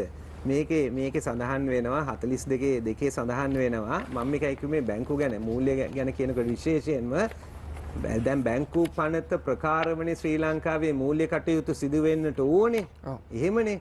නමුත් මේකේ කියන නමුත් වෙනත් යම් රටක නීතියක් ආධිකාර පත්‍රයක් ව්‍යවස්ථාවක් සාංගමික ව්‍යවස්ථාවලියක් හෝ සමාගම් සංස්ථාපිත කරන හෝ සංස්ථාපිත කිරීමට ආර්ථ නිරූපක කරන වෙනත් සාධන පත්‍රයක් යටතේ බැංකු ව්‍යාපාර කටයුතු කරගෙන යාමට බලපත්‍රයේ ලාභී සමාගමක් කොළඹ නගරයේ බල ප්‍රදේශය තුල හෝ එහි සිට අක්වරල බැංකු ව්‍යාපාර කටයුතු වල නිරත වීමට අදහස් කරන්නේ නම් මේ පනත ප්‍රකාරව කොළඹ වරාය නගරයේ බල ප්‍රදේශය තුල හෝ එහි පිට බැංකු ව්‍යාපාර කටයුතු වල නිරත වීම සඳහා බලපත්‍රයක් ලබා ගැනීමට මහා බැංකුවට නෙමෙයි කොමිසන් සභාව වෙත ඉල්ලීමක් කරනු ලැබිය. ඒ කියන්නේ අර සමාජිකයෝ 7 දෙනාත් 5 අතර සංඛ්‍යාවකින් සමානිත කොමිසම තමයි වක් කියන්න ඕනේ මහා බැංකුව නෙමෙයි. ඔව් කොමිසම තමයි වක් කියන්න ඕනේ.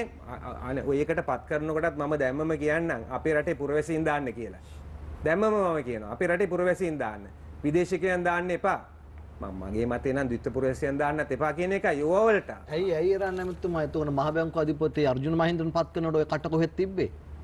අර්ජුන සිංගප්පූරු ජාතකයේ පත් කරනකොට මහ බැංකුව අධිපති කරනකොට මීයක් වගේ කට වහගෙන හිටියානේ මුදල් රාජ්‍ය අමාත්‍යවරයා හැටියට. මම රාජ්‍ය ඇමති කෙනෙක් නෙමෙයි ඒදා. රොෂාන්ට මතක නැහැනේ. ඔබ මුදල් රොෂාන්ට මතක නැහැ මම රාජ්‍ය ඇමති කෙනෙක් නෙමෙයි එතකොට. මම මුදල් අමාත්‍යාංශ හිටියෙත් නැහැ. මම පාර්ලිමේන්තුවට අලුතෙන් ආපු മന്ത്രി කෙනෙක්. යහපාලන ආණ්ඩුවේදී ඔබතුමා මංගල සමරවීර අමාත්‍යවරයා කැබිනට් අමාත්‍ය වශයෙන් ඉන්නකොට හිටපු දරපු අමාත්‍යාංශය මොකද්ද? රාජ්‍ය මුදල් ඇමති. රාජ්‍ය මුදල් ඇමති. ඒ වෙලාවේ අර වෙලාවේ නෙමෙයි. මට දෙන්න ප්‍රශ්නය අහන්න. ඒ වෙලාවේ මහ බැංකු බැඳුම් කර වංචාව සිද්ධ වෙලා මේ සියලු දේ රටට කියද්දී විශේෂයෙන්ම සිරස මාධ්‍ය ආයතන අපි වගකීම් කියද්දී එරාන් වික්‍රමනාත් මහත්තයා කොහෙද මේ තිබ්බ ස්වජය ජාතික අභිමානය කොහෙද තිබ්බේ? හරි මම රොෂාන්ට මතක් කරන්න කැමතියි. ඔව්. එතකොට නෙමෙයි මම රාජ්‍ය ඇමති වෙලා වෙන්න ඉන්නකොට නෙමෙයි මේක උනේ 2015 මම මතක් කරන්න කැමති රොෂාන්ට මේක අහපු නිසා. හරිද මම කෝප් සභාවේ හිටියේ. ඩියු ගුණසේකර ඇවිල්ලා කෝප් සභාවේ සභාපති. මෙතුමත් හිටියා. මම ගත්තේ සාවරය ගැන ඕන කෙනකින් අහන්න. මම කිව්වේ මේක ගැන අපි හොයලා බලන්න ඕනේ කියලා කිව්වේ. දෙවනි වතාවේ පාර්ලිමේන්තුව පිහිටුවනකොට මම කිහිල්ලා කිව්වා මට මේ කෝප් සභාවට එන්න අවශ්‍යතාවයක් ඔබතුමා දැන් මේ ආණ්ඩුවට ඇඟිල්ල දික් කරනවා කරුණා කළා මේ රටේ පුරවැසියෝ පත් කරන්න කියලා. සිංගප්පූරු ජාතික අර්ජුන මහේන්ද්‍රන් අදට ලංකාවට ගේන්න බෑ. නීතිපති අන්තිම පණිවිඩෙත් එවුවා සිංගප්පූරුවට. එහෙම තියෙද්දී ඒවට අත උස්සපු ඒවට එහි කියපු එරානිකම ලක් කරලා අද සාමූහික වක්කීමේ ආණ්ඩුවට වක් කියන්න ඕන ඔබතුමා. නෑ මම ඒක පිළිගන්නේ නෑ රොෂාන්. පිළිගන්නේ නැහැ. අද ඔබතුමාට අයිතියක් නෑ ඒක නංගිල දික් කරන්න. පිළිගන්නේ නැහැ. ඇයි නැත්තේ? ඔබ මේක අහගන්න රොෂාන්. මෙතුමට පුළුවන්ද ඔබලා එදා දෙන්නකොට හොඳයි දැන් නරකයි. තර්කයනේ අහන්න ඕනේ. මෙතුමට පුළුවන්ද තීරණය කරන්න මහ බැංකුවේ දැන් අධිපති වෙන්නේ කවුද කියලා? මෙතුමට ඒක තීරණය කරන්න බෑ. මෙතුමාට ඒක තීරණය කරන්න බෑ. ඒක තීරණය කරන්නේ රටේ ජනාධිපති. මහා බැංකුව මුදල් අමාත්‍යවරණය වෙන් කරගෙන රනිල් වික්‍රමසිංහ මහත්තයාට පත් කරගන්නකොට රනිල් වික්‍රමසිංහ කොහෙද හිටියේ? නෑ වගකීම් රොෂාන් කරුණා කරලා මේ රට මුලාවේ දාන්න එපා රන් මහත්තයා. දැන් මෙහෙමනේ රොෂාන් ඔබතුමා වැඩ කරන්නේ සමාගමක වැඩ කරන්නේ. මේ සමාගමේ සභාපති කෙනෙක් ඉන්නවා. මේ සමාගමේ ප්‍රධාන විධායක නිලධාරී කෙනෙක් ඉන්නවා. මේ සමාගමේ හරි තීරණ ගනි වැරදි තීරණ ගනි. හරිද? එතකොට වැරදි තීරණයක් ගත්තොත් අපි ඇවිල්ලා ඔබතුමාටද කියන්නේ ඔබතුමා වරදක් කළා කියලා. ආණ්ඩුකරණයයි සමාගම් නීතිය පටල ආණ්ඩුකරණය කියන්නේ වෙන දෙයක්. මේ රටේ මිනිස්සුන්ගේ ඡන්දෙන් ඔබලා පත් වෙන්නේ. රොෂාන් ඕක පටලව ගන්න එපා. කම්පැනි කිරීමයි ඕක පටලව ගන්න එපා. පටලව ගන්න එපා. ඕක පටලව ගන්න එපා. විධායක බලතල තියෙන්නේ ජනාධිපතිතුමාට. ජනාධිපතිතුමා වගකීම ගන්න ඕනේ. වරදක් වුණොත් විශේෂයෙන්ම පත් කිරීම පිළිබඳව වෙන කාටවත් විමර්ශනය කරන්න කිසිම දවසක ඔබතුමා පාර්ලිමේන්තුවේ ඊට විරුද්ධත්වය පළ කරේ නැහැ. මම දිගින් දිගටම ප්‍රකාශ කරලා තියෙනවා මගේ රොෂාන් මේක මම කියන්නේ හැමදාම කියලා තියෙන දෙයක්. වරදක් කරලා තියෙනවා නම් කවුරු හරි නීතියට ගෙනියන්න. දේශපාලනික නෙමෙයි නීතියට ගෙනියන්න. අධිකරණ මාර්ග වලින් වැඩිකාරයෙක් හැටියට පත් වුණොත් එතුමට දඬුවම් කරන්න. මම කියන්නේ අපේ පක්ෂේ වුණත් කමක් නැහැ. එදා වුණත් අද වුණත් කමක් නැහැ. කවුරු වුණත් කමක් නැහැ. එහෙම කවුරු වුණත් කමක්. එහෙම තමයි රටේ පුරවැසියෝ දැන් පත් කරන්න කියන්නේ මහ බැංකුව බැඳුම් කර අර්ජුන මහේන්ද්‍රන් පත් කරගන්න බැරි ආණ්ඩුවක් කරපු එහෙම තමයි රොෂාන් අද නෙවෙයි මේ ලැජ්ජ බය නැති ආණ්ඩු කරන්නේ. රොෂාන් හැමදාම එතන තමයි හිටියේ. එතන තමයි ඉන්න යන්නේ. එතනමයි වරදක් කරලා තියෙනවා නම් නීතියෙන් ඒකට ක්‍රියා කරන්න ඕනේ. දේශපාලනයෙන් ක්‍රියා කළ හරියන්නේ නැහැ. නීතියෙන් ක්‍රියා කරන්න. අද නීතිය ක්‍රියාත්මක වෙනවනේ. රවි කරුණානායක ඔබේ මුදල් අමාත්‍යවරයා අද අධිකරණ ක්‍රියාවලිය ඇතුලේ ඉන්නේ. අද ඔබලා කවුරුත් නිහඬයි ඒ සම්බන්ධයෙන්. ඉතින් නැත්නම් හොඳයි. රොෂාන් මගේ අදහස. නීතිය ක්‍රියාත්මක වෙනවා නම් හොඳයි. රොෂාන් නීතිය ක්‍රියාත්මක වෙනවා නම් කතා කරන්න ඕනේ නෑනේ. නීතිය ක්‍රියාත්මක වෙන්නේ නැතිකොටනේ කතා කරන්න ඕනේ. හොඳයි. නීතිය ක්‍රියාත්මක වෙන්නේ. මම කැමති සුසිල් ප්‍රේමජයන්ත මහත්මයාගෙන් මේ ප්‍රශ්නේ අහන්න. මේ රටේ අධ්‍යාපනයේට අමාත්‍යාංශය හෝ අමාත්‍යවරු 4 දෙනෙක් ඉන්න එක කැබිනට් අමාත්‍යවරයෙක් යටතේ. එතකොට ඔබතුමා මේ වන විට අධ්‍යාපන ප්‍රතිසංස්කරණ පිළිබඳව කතා බහක් කරලා අපි මීට දවස් සති දෙකකට කලින් සටන වැඩසටහනේදී අධ්‍යාපන ශාස්ත්‍රය සම්බන්ධ වෘත්තීය සමිති නායකයෝ සහ ශාස්ත්‍ර ගැන කතා කළා. අපට පවසා සිටින්න මේ වන විට මේ අධ්‍යාපන ප්‍රතිසංස්කරණ කුමක් ආරම්භය කොයි ආකාරයෙන්ද කරන්නේ මා ළඟ තිබෙන ඔබේ ගෝඨාභය රට හදන සෞභාග්‍ය දැක්ම ඔබට රටට හෙටක් එහි තිබෙනවා පෙරපාසල් අධ්‍යාපනයේ සිට උපාධි දක්වා ජාත්‍යන්තර ප්‍රමිතීන්ට අනුකූලව සැකසෙන නිශ්චිත අරමුණක් සහිත තනි විෂය නිර්දේශයක් සිංගල් කරිකියුලම් යටතේ සෑම දරුවෙකුටම අධ්‍යාපන සඳහා ප්‍රවේශ ගුණාත්මක යන පුළුල් ප්‍රතිසංස්කරණයක් ඇති කරේ කියලා. දැන් මේ කාර්යද ඔබලා කරන්නේ? ඔව් දැන් මේ ඕකේ තියෙන කාරණේට තමයි මේ අවතීර්ණ වෙන්නේ. දැන් සාමාන්‍යයෙන් අධ්‍යාපන ප්‍රතිසංස්කරණයේ යෝජිත ප්‍රතිපත්ති රාමුවක් තියෙනවා. ඒ ප්‍රතිපත්ති රාමුවේ ප්‍රධාන වශයෙන් ක්ෂේත්‍ර 10කට මේක යොමු වෙනවා. පළවෙනි ක්ෂේත්‍ර තමයි පෙරපාසල් අධ්‍යාපනය. මොකද පෙරපාසල් අධ්‍යාපනය අද වෙනකොට අපේ රටේ විධිමත් නැහැ. වර්ග 5ක පෙරපාසල් තියෙනවා. ස්විච්චාවෙන් කරන්නේව තියෙනවා, සංවිධාන වලින් කරන්නේව තියෙනවා, නගර සභාවෙන් කරන්නේව තියෙනවා, ජාත්‍යන්තර පාසල් වලින් කරන්නේව තියෙනවා, තව ඒවට සම්බන්ධ ඒවා තියෙනවා. මේවා ස්ටෑන්ඩඩ්ස් එක ප්‍රමාණය. හැබැයි මේ ඔක්කොම අපේ රජයේ පාසල් ටික ගත්තොත් එහෙම මේ පාසල් වලට එන්නේ පළවෙනි ශ්‍රේණියට මේ විවිධ ආයතන විවිධ පෙර පාසල් වල අධ්‍යාපන ලැබූ දරුවෝ. හැබැයි අධ්‍යාපනයේදී අපි කියන්නේ පළවෙනි ශ්‍රේණියට එන දරුවෝ කිසිදු පෙර පාසලකට නොගියා ලෙස සලකලා තමයි අධ්‍යාපනය පටන් ගන්නෙ පළවෙනි ශ්‍රේණිය. මම ඒක පොඩි පැහැදිලි කිරීමකට කළේ.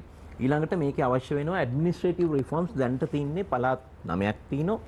පළාත් 9 පළාත් අධ්‍යාපන දෙපාර්තමේන්තු 9ක් තියෙනවා. කලාප 99ක් තියෙනවා එක තුල. ඒ කලාපයක් තුල කොට්ටාස තියෙනවා. ප්‍රාදේශීය ලේකම් කොට්ටාසෙර එක බැගින් වෙන ආකාරයට 333ක්. මේ විදිහට තමයි එතකොට පරිපාලනය ව්‍යුහගත වෙලා තියෙන්නේ. මේකේ ලේයර්ස් වැඩි.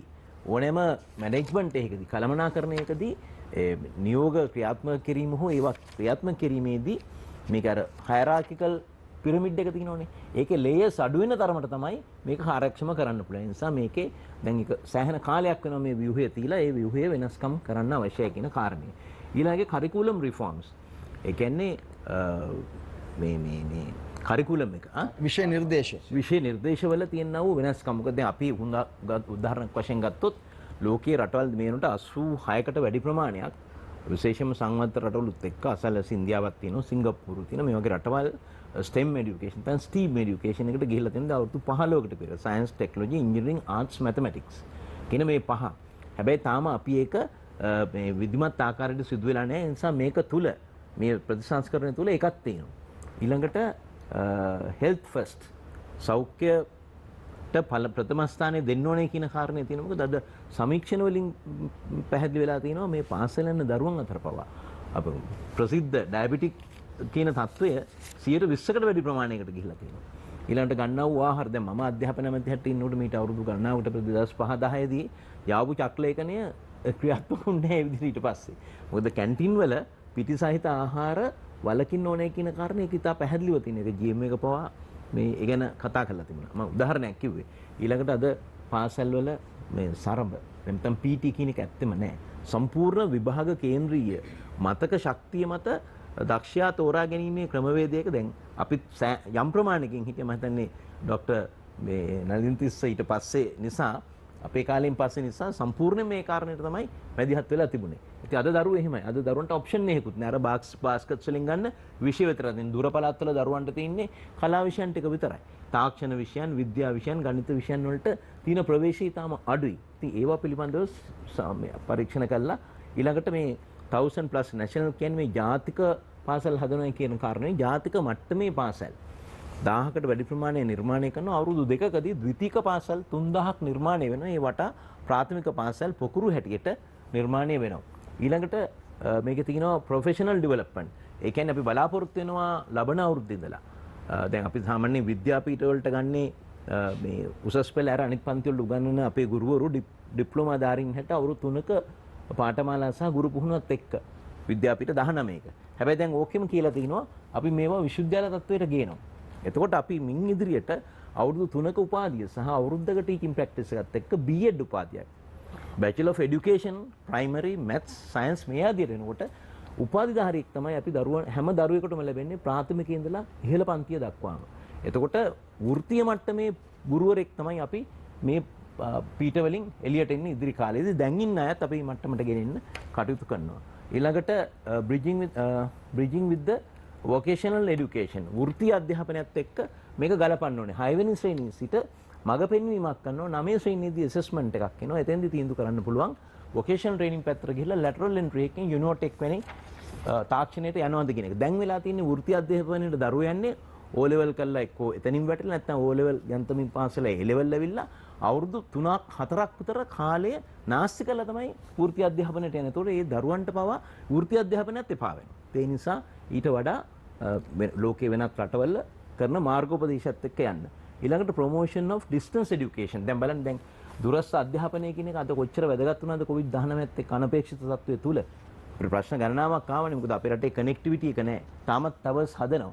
දැන් එකඟ වෙලා තිනවා ඊළඟ අවුරුද්ද තුලදී මුළු රටේම ඕනෑම පාසලකට ඕනෑම ප්‍රදේශයකට ප්‍රවේශ වෙන්න පුළුවන් මන්ට ටෙලිකොම් ආයතනයේ මොබිටෙල් එකත් එක්ක ඒ ප්‍රවේශය දෙනවයි කියලා. ඒතර අපි සූදානම් වෙලා ඉන්නවා පාසල් 3000ක් පළවෙනි වටේදී කනෙක්ටිවිටි එක දෙන්න. ඒතර දරුවන්ට ගස්කල උඩ නැගින්න එහෙම අවශ්‍යතාවයක් ඇති වෙන එකක් නෑ. ඊළඟට අපි ඊට වඩා තාක්ෂණය යොදා ගන්න බලාපොරොත්තු වෙන දුරස්ථ අධ්‍යාපනයත් එක්ක සෑම තලයකදීම.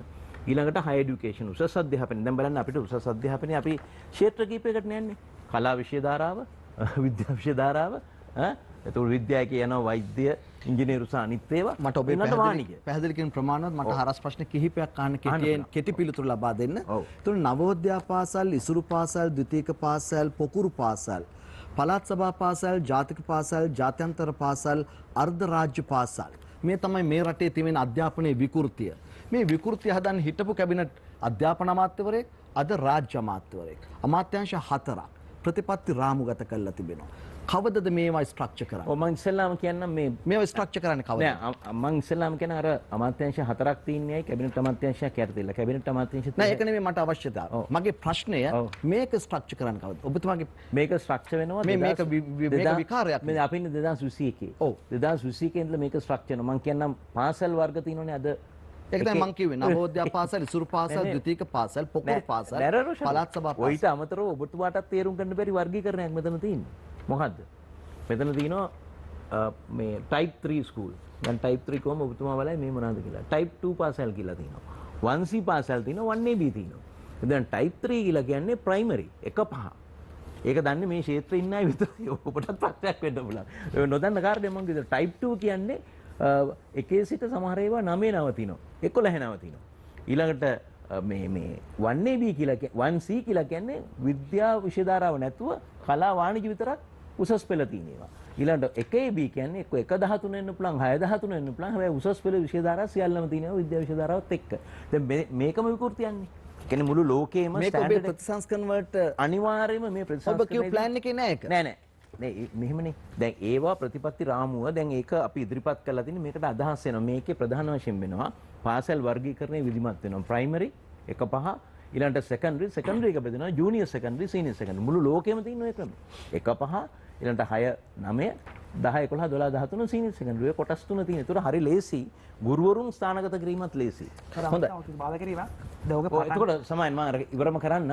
එතකොට නවෝදයා මේ ජාතික මේවා අහුසි වෙනවද? ඒ කියන වර්ගීකරණය වෙනුවට මේ වර්ගීකරණය එනවා ජාත්‍යන්තර වශයෙන් සම්මතයක් හැටියට තියෙන ප්‍රාථමික සහ ද්විතීක කියන පාසල් වර්ගය. මේක කරන්න කරපු ලිටරචර් සර්වේ එක මොකක්ද බේස් කරගත්තු විද්‍යාත්මක පදනම මෙවැනි ප්‍රතිසංස්කරණ කරන්න කවුද මේව හොයලා බැලුවේ? නෑ නෑ මේක කාගෙන්ද විද්වතුන්ගෙන් සහාය ගත්තේ? නෑ අවුරුදු දෙකමාරක් රටට කියන්න. නෑ නෑ අවුරුදු දෙකමාරක් තිස්සේ මේ රටේ විශ්වවිද්‍යාල පද්ධති මහාචාර්යවරු ඊළඟට විදුහල්පතිවරු කාණ්ඩය හැටියට සමහර ගුරුවරු මේ ආදි වශයෙන් සමීක්ෂණයන් කළා. ඒ විතරක් නෙවෙයි පසුගිය රජයේ කාලය තුන ආංශික කාරක සභාවේදී අවුරුදු දෙකකට වැඩි කාලයක් මෙතන ඔබතුමාත් සහභාගී වුණා. ඒ සියල්ල පරිශීලනය කළා තමයි ගවේෂණය කළා තමයි අනිත් එක මේ හා සමාන තියෙන තවත් රටවල් මේ වෙනස්කම් කරලා තියෙන ආකාරයේ වර්ගීකරණය කළා මේ සියල්ලම. ඉතින් මේකේ වැදගත්ම කාරණේ තමයි ඔබ දන්නවද අපේ රටේ දරුවන්ගේ අවුරුදු 2ක් අපතේ යනවා කියලා අඩුම වශයෙන් විශ්වවිද්‍යාලයට යන්න කලින් සාමාන්‍ය විභාගය කළා ප්‍රතිඵල එනකන් යන කාල සීමාව උසස් පෙළ ප්‍රතිඵල ඇවිල්ලා විශ්වවිද්‍යාලයට එනකන් අවුරුදු 1කමාරකට වැඩියෙන් යනවා. අර 6 පන්තියේදීම පුද්ගලයාගේ වෘත්තීය නිපුණතාව හඳුනාගෙන O level උසස් පෙළ දක්වාම වෙන් වශයෙන් විෂය ධාරාව අරන් යන යෝජනාවකුත් තිබුණායි කියලා පුවත්පත්වල අපි නෑ නෑ මෙහෙමයි තියෙන්නේ. ඒ කුමක්ද? නෑ 6 ඉඳලා 9 වෙනකන් ජූනියර් සෙකන්ඩරි එක එනවා. ඒ තුන මූලික විෂයන් ටික එනවා ඉතිහාසය ඊළඟට ආගම ප්‍රථම භාෂාව දෙවන භාෂාව ඒ හර විෂයන් ටික එහෙමම එනවා. හැබැයි එයාට ඒ ආගමන් මඟ පෙන්වීමක් කරනවා. ඒගොල්ලන්ගේ දක්ෂතාවයන් අනුව කොහොමද ඒගොල්ලොන්ට මේ ඉස්සරහට වෘත්තීය පුහුණුවට යන එක වඩා වැදගත් වෙනවද නැත්නම් දිගට යනවද කියන මේක ටයිම් ෆ්‍රේම් එක කවදද? ටයිම් ෆ්‍රේම් මොකද්ද? මේ 2022 මේක ආරම්භ 2022. අපි ජූලයි මේ අවුරුද්දේ ජූලි අගෝස්තු වෙනකොට අවසාන ප්‍රතිපත්ති තීන්දුව ජාතික අධ්‍යාපන කොමිසම හරහා ඇවිල්ලා කැබිනට් එකට ඇවිල්ලා අපි පාර්ලිමේන්තුවට ගිහින් නලින්ද මහත්තයාගේ උණ පූර්ණයක් කැමති මේ සඳහා ඔබලාගේ එකඟතාවය තිබෙනවද? මා කැමති රන් මහත්මයාගේ අදහස් දැනගන්න. ඔය වර්ගීකරණය ප්‍රාථමික ලෝවර් සෙකන්ඩරි අපර් සෙකන්ඩරි කියන වර්ගීකරණයට අපි එකඟයි. අතන අපි යෝජනා කරලා තියෙන එක තමයි. එතකොට ඔය පළාත් පාසල් පළාත් සභාවට තියෙන ටිකක් ගන්න ඕන එක තැනකට. මේ පළාත් ජාතික පාසල් 330කුයි පළාත් පාසල් 9600කුයි තියාගෙන මේ වැඩේ කරන්න බෑ. ඇත්තටම රටට තියෙන්න ඕන එක මධ්‍යගත අධ්‍යාපන අමාත්‍යාංශයක්. ඒ අර්ථයේ මේ වර්ගීකරණය කරන්න ඕන. ඇත්තටම අපි මගේ රටක් හැටියට සියලු දේශපාලන පක්ෂ සහ හැමදෙනාම මේක ප්‍රමාද කරන්න නැතුව ඉක්මනට ඉම්ප්ලිමන්ට් කරගන්නයි බල කරන්නට ඕනේ. විපක්ෂ නියෝජනයක් නේ රන් මහත්තුරුගේ යෝජනාව අපි කෙටි පිළිතුරු වලින් අවසන් කරමු. රන් මහත්මයාගේ විපක්ෂයේ එකඟතාවයක් තිබෙනවද මේ ප්‍රතිසංස්කරණ කෙරෙහි? මම හිතන්නේ ඒකේ මෙතුමා කියපු කරුණු තර්ක කරන්නේ නැතුව මට තියෙන ලොකුම ප්‍රශ්නය ඇවිල්ලා අපේ නලින්ද හිටපු මන්ත්‍රීතුමා කියපු එක 10000ක් තියෙනවා පළාත් සභාවේ 350ක් විතර තියෙනවා ජාතික පාසල් මේවා වල තියෙන පරතරය අවම කරගන්න ඕනේ. එතකොට පළාත් සභාව හුඟක් වෙලාවට අක්‍රියයි කියලා කියන්නේ අපි ජාතික අයවැය හදනකොට වුණත් රිකරන්ට් එකට දෙනවා. කැපිටල් එක්ස්පෙන්ඩිචර් එකක් දෙන්නේ නැහැ. මෙන්න හිටපු මහමැති කෙනෙක් දෙන්නේ නැහැ. ඊට පස්සේ අපි කියනවා ඒක අසාර්ථකයි කියලා. ඒ පාසලුත් අසාර්ථකයි කියලා කියනවා. ඉතින් මම හිතන්නේ මෙතුමා කියප එකත් එක මම එකඟයි. අපි ඒක නැති කරන්න ඕනේ. පරතරය නැති කරලා මේක එක තැනකට ගන්න ඕනේ. මං හිතන්නේ අපි ඔක්කොම එකතු වෙලා මේක කරන්න ඕනේ. ඔබතුමා විශ්වාස කරනවද ඔකද එක තැනකට ගන්නවා කියන්නේ මධ්‍යම ආණ්ඩුවට ගන්නවා කියන එකනේ? මට ඇහුන්නේ නැහැ. එක තැනකට ගන්නවා කියන්නේ අදහස මධ්‍යම ආණ්ඩුවට ලයින් එකට ගන්නවා කියන්නේ? ඒක ප්‍රශ්නයක් නැහැ මට. දන්නේ ඇයි? ප්‍රතිපත්තිය මධ්‍යම ආණ්ඩුවෙන් හදන්න පුළුවන්. අපිට බලතලයේ පළාත් සභාවට දුන්නත් කමක් නැහැ. හැබැයි ඔක්කොම එක හා සමානයි. ඔක්කොම එක හා සමාන වෙන්නේ. ඒකයි මූල ධර්මය තමයි වැදගත්. දැන් මෙතන තියෙන්නේ මේ පළාත් සභාව යටතේ තියෙන එකවත් මධ්‍යම ආණ්ඩුව යටතේ තියෙන එකවත් නෙමෙයි. මෙතන තියෙන සම්පත් බෙදියාම විෂමතාවනේ තියෙන්නේ. හරියටම හරි. ඉතින් ඒකට මේ පළාත් සභාව වලින් ගලවනවා කියන එක නෑ ඒක ප්‍රශ්නයක් නැහැ. මම කියන්නේ එහෙනම් පළාත් සභාවේ තිබුණත් කැපිටල් එක්ස්පෙන්ඩිචර් එක එතනට යන්න ඕනේ. එතනට දෙන්න ඕනේ. මධ්‍යම ආණ්ඩුවෙන් කොටසක් කරන්න ගියාමනේ ප්‍රශ්නේ තියෙන්නේ. එක්ක ඔක්කොම මධ්‍යම ආණ්ඩුවේ තියෙන්න ඕනේ. එක්ක එක ඔක්කොම එතනට යන්න ඕනේ. අපි කියන්නේ ඔක්කොම එක හා සමාන කරන්න කියලා. ඒක අපිට සාකච්ඡා කරලා එකමුතු කමකට එන්න පුළුවන්. දැනටත් වෙන්නේ ඒකනේ. නෑ දැනට එහෙම නෙමෙයි. ජාතික පාසල් වලට එන්නේ අයවැයෙන් එන්නේ මධ්‍යම ආණ්ඩුව හරහා අරකට යන්නේ පළාත් සභාව වලට අපි වෙන් කරන මුදල එතනට අපි යොදවන්නේ නැහැ විශේෂම ප්‍රාග්ධනය දෙන්නේ නැහැ පාසල් වල. එහෙනම් ප්‍රශ්නයක් තියෙනවා පළාත් සභාවල ප්‍රශ්නයක් ඔය තියෙන්නේ. පළාත් සභාවල ප්‍රශ්නයක් ඔය තියෙන්නේ. පළාත් සභාවේ ප්‍රශ්නයක් නෙමෙයි. මහා ආණ්ඩුවේ ප්‍රශ්නයක් තියෙන්නේ. පළාත් සභාවේ ප්‍රශ්නයක් නෙමෙයි. මහා ආණ්ඩුවේ. මුදල් වෙන් කිරීමේ. මුදල් වෙන් කරන්නේ කොහොමද සම්පත් දෙන්නේ නැහැ අපි. හොඳයි අපි ඉදිරි වටේදී මේ කරුණු කාරණා පැහැදිලි කිරීමක් ඕනනම් කළ හැකි වෙලාව දුන්නා. ඔබතුමාට මම අවස්ථාව දෙන්න පැහැදිලි කිරීම ඔබතුමා කිව්ව කාරණේ ඔබතුමා මේ ප්‍රශ්නේ මතු කරපු එක හොඳයි මුද්ද රටේ ජනතාව දැනගත යුතුයි. මමත් අවුරුදු 5ක් පළාත් සභාවේ හිටපු නිසා. දැන් වෙනම තියෙනවා මේ ෆිනෑන්ස් කමිෂන් එක. මුදල් කොමිසම. ඒකේ 3 දෙනෙක් ඉන්නවා. ඒතකොට පළාත් සභාවල අප්‍රේල් මැයි වෙනකොට ඊළඟ වර්ෂය සඳහා අපි රිකරන්ට් එක්ස්පෙන්ඩිචර් කියන්නේ පුනරාවර්තන වියදම් සහ ප්‍රාග්ධන වියදම් එක්ක අපි බජට් එක හදලා යවුවාම කෙටුම්පත ඒගොල්ලෝ පළාත් 9ම සසඳලා ඒගොල්ලෝ තමයි තීන්දුව කරන්නේ කොයි එකටද අඩු වැඩියෙන් දෙන්නේ කියලා. දැන් උදාහරණයක් වශයෙන් බස්නාහිර පළාතේ ආදායම් මාර්ග වැඩි නිසා බස්නාහිර පළාතට දෙන ගාන අඩු කරලා තමයි දෙන්නේ වෙන පළාතකට වඩා. එතකොට යම් විෂමතාවයක් නැතන ඇති වෙන ඇත්ත වශයෙන්ම දැන් ඌව පළාත ගත්තොත් දරිද්‍රතාවයෙන් පහළම තියෙන එක දිස්ත්‍රික්කයක් තමයි මොන්රාගල. දැන් උදාහරණයක් ගත්තොත් ජාතික පාසල් 373ක් ගැන කතා කළානේ. අපේ රටේ ඔබ දන්නවද මේ රටේ ප්‍රාදේශීය ලේකම් කොටස් තියෙනවා 335ක්. මේ 335න් 123ක එකම ජාතික පාසලක්වත් නැහැ. ඒ නිසා අපි අප්‍රේල් 28 වෙනිදා ඉස්සෙල්ලාම කරන්නේ එක ගානේ ඉස්සෙල්ලා අර 123ට දෙනවා. ඊට පස්සේ ජනගහනය සහ ව්‍යාප්තියත් එක්ක තමයි අපි ඊළඟ ටික ව්‍යාප්ත කරන්නේ. අපි ඉලක්කය තමයි ඊළඟ අවුරුදු දෙකේදී ඒ හා සමාන පාසල් 3000ක් නිර්මාණය කරන තුරු සම්පත් බෙදියාම සමානව ඇති කරන්න. ඒකට තමයි අර අමාත්‍යාංශ 4ක් හදලා තින්නේ. එකකින් කරන්න අමාරුයි. මොකද මේ වගේ විශාල ප්‍රතිසංස්කරණයක් පෙර පාසල් ටික එකකට දීලා. දැන් පෙර පාසල් තියෙනවා 19000 ගණක් මේ වෙනකොට අද රටේ විවිධ මට්ටමේ. ගුරුවරු ඉන්නවා 40000. පෙර පාසල් සම්බන්ධ ජාතික ප්‍රතිපත්ති හදලා තියෙන්නේ. ජාතික ප්‍රතිපත්තිය හදලා තින්නේ අපි මේකත් එක්ක ජාතික ප්‍රතිපත්තියට ඒක ඒ පෙර පාසල් ජාතික ප්‍රතිපත්තිය හැදුවේ කවුද? ඒකද? ඒක මේ විද්වතුන් ඒ කණ්ඩායම හදලා ඊට පස්සේ දැන් මේ වෙනකොට දීලා තිනවා ළමා හා කාන්තා අමාත්‍යාංශයට තින්නේ. ඒගොල්ලන්ගේ ඊට පෙර කරලාද සමීක්ෂණයන් මේ ඔක්කොමත් එක්ක අරගෙන තමයි දැනට ප්‍රතිපත්ති රාමුව හදලා තියෙන්නේ. ඔබතුමාට මතකයක් තියෙනවා නම් කියන්නේ ඔබතුමා මේ ගැන අධ්‍යයනයක් කළා දැන් කවුද ඒක හදන්න මුල්ුනේ? ඔය පෙර පාසල් පිළිබඳ ප්‍රතිපත්ති. නෑ පෙර පාසල් පිළිබඳව එකක් පෙර පාසල් වල හිටපු අයගෙනුත් අදහස් ගත්තා. පෙර පාසල් වර්ග කීපෙද උදාහරණයක් දැන් ඉහළ මට්ටමේ ගත්තොත් ජාත්‍යන්තර පාසලත් පෙර පාසල්. සෙන් බිජට් එකෙත් පෙර පාසලක් තියෙනවා. මියුසියස් එකෙත් තියෙනවා. හැබැයි අවසාන වශයෙන් ගමේ ප්‍රජාශාලාවෙත් පෙර පාසලක් තියෙනවා. මේ වර්ග කීපයක් තියෙනවනේ. දැන් මගේ ප්‍රශ්නේ දැන් මේ පෙර පාසල් පිළිබඳ ජාතික ප්‍රතිපත්තිය හදලා ඒ කණ්ඩායමක් හැදලා විෂය භාර ඇමතුමාට දීලා තියෙන්නේ. ඔව් විෂය භාර ඇමතුමාට දීලා තියෙන එක අවසානම එක නෙවෙයි. ඒක ප්‍රතිපත්ති රාමුවක් තමයි ඒකත්. මේ ගන්න අදහස් වලින් ඒවා අඩුපාඩු තැන් ටික සකස් වෙනවා. ඒක අවසාන එක නෙවෙයි. නෑ. ඒ ප්‍රතිපත්තිය දැන් ඒකනේ අපි දැන් මේ next ඉගෙනමු දැන් මේකේ අපි මේක කිව්වා මෙන්න මේ වෙබ් එකට එන්නයි කියලා මේ තින්නේ www.egenuma.moe.government.lk. දැන් මේකේ එන ටික පෙරපාසල් පැත්තෙන් එන යෝජනා ටික වෙනම ටීම් එකක් ඒක ඇනලයිස් කරනවා. කළා ඒක ගලප ගන්නවා දැන්ට හදලා දැන් ඔය විදිහට යෝජනා අදහස් ඉඳලා තිබ්බට පෙරපාසල් පිළිබඳ ජාතික ප්‍රතිපත්තිය හදලා බාර දීලා ඉවරයි. වරින් වර පෙරපාසල් පිළිබඳ ජාතික ප්‍රතිපත්ති හැදුනා එක තැන් වලින්. සමහරట్లాට ළමහා කාන්තාකාරංශයෙන් හැදුනා. හැබැයි ඊළඟට අධ්‍යාපනයේ ප්‍රයිමරි එකකින් හැදුනා. හැබැයි පෙරපාසල් පිළිබඳව අධ්‍යාපන ප්‍රතිපත්තිය හැදෙන මේක ක්‍රියාදාමයක්නේ. දැන් පෙරපාසලෙන් පටන් ගන්න දරුවා ග්‍රේඩ් 1 ඇවිල්ලා එහෙමනේ ඉහළට යන්නේ. ඒතකොට මේකේ කනෙක්ටිවිටි එකක් තියෙනවා. සම්බන්ධතාවයක් තියෙනවා. ඒ සම්බන්ධතාවය ඇති කරන්න තමයි මේ රාජ්‍ය අමාත්‍යාංශ 4ක් හදලා මානව සම්පත් සංවර්ධනය කියන එක විෂයකට අරන් තින්නේ අධ්‍යාපන අමාත්‍යාංශය. එකක් තරක්. දැන් මේ ඔය හදලා දීලා තියෙන එක අවසාන ප්‍රතිපත්තිය නෙවෙයි. නෑ ඒක වෙනස්කම් වෙන්න පුළුවන්. හරි. හොඳයි. අපි සටනේ පළමු විරාමය ලබා ගන්නවා.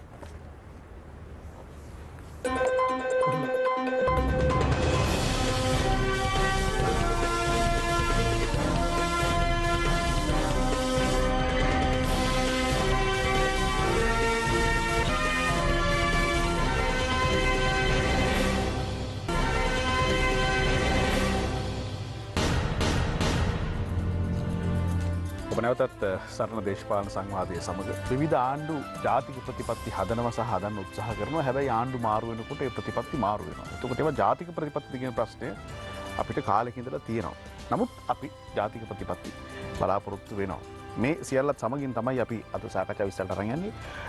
මෙතන ඉහට අපි ආරම්භ කරන වටේදීත් සෑම ආරාධිතයෙකුට විනාඩි 4ක කාලයක් ලබා දෙනවා. නමුත් එහිදී අදාළ ආරාධිතයා මතු කරන කරුණක් ප්‍රශ්න කිරීමේ අයිතිය සෙසු දේශපාලන චරිතවලට තියෙනවා. අපි ඒ ප්‍රශ්න කිරීමට වෙලාව නවත්තලා ඉඩ හදලා දෙනවා.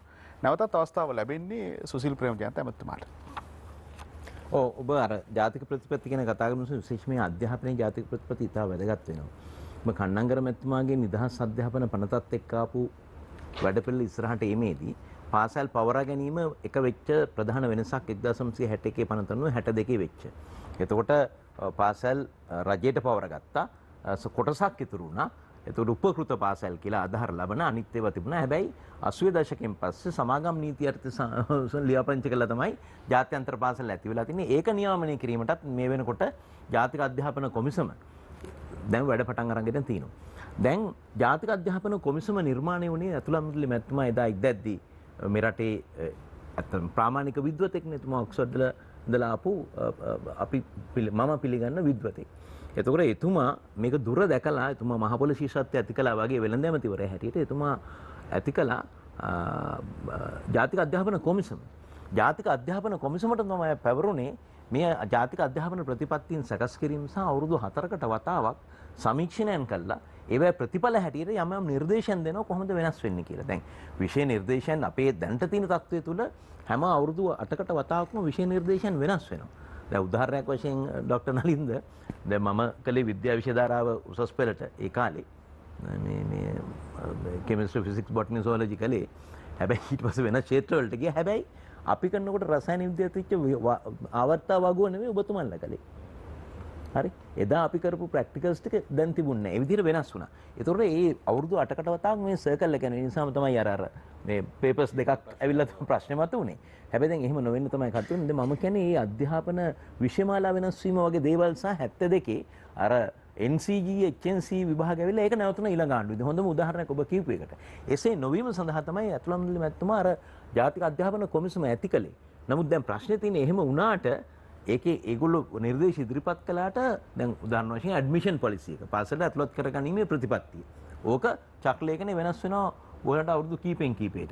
ඒ නිසා දැන් මේ අපි දැන් අලුතෙන් කරන්න යන එක අපි බලාපොරොත්තු වෙනවා ජාතික අධ්‍යාපන කොමිසමේ නිර්දේශත් එක්ක කැබිනට් එකට ගිහිල්ලා අප්‍රූව් කළා ආවහම පස්සේ පාර්ලිමේන්තුවට ගෙනල්ලා පනතක් හැටියට ජාතික අධ්‍යාපන ප්‍රතිපත්තිය නීතිගත කරන්න.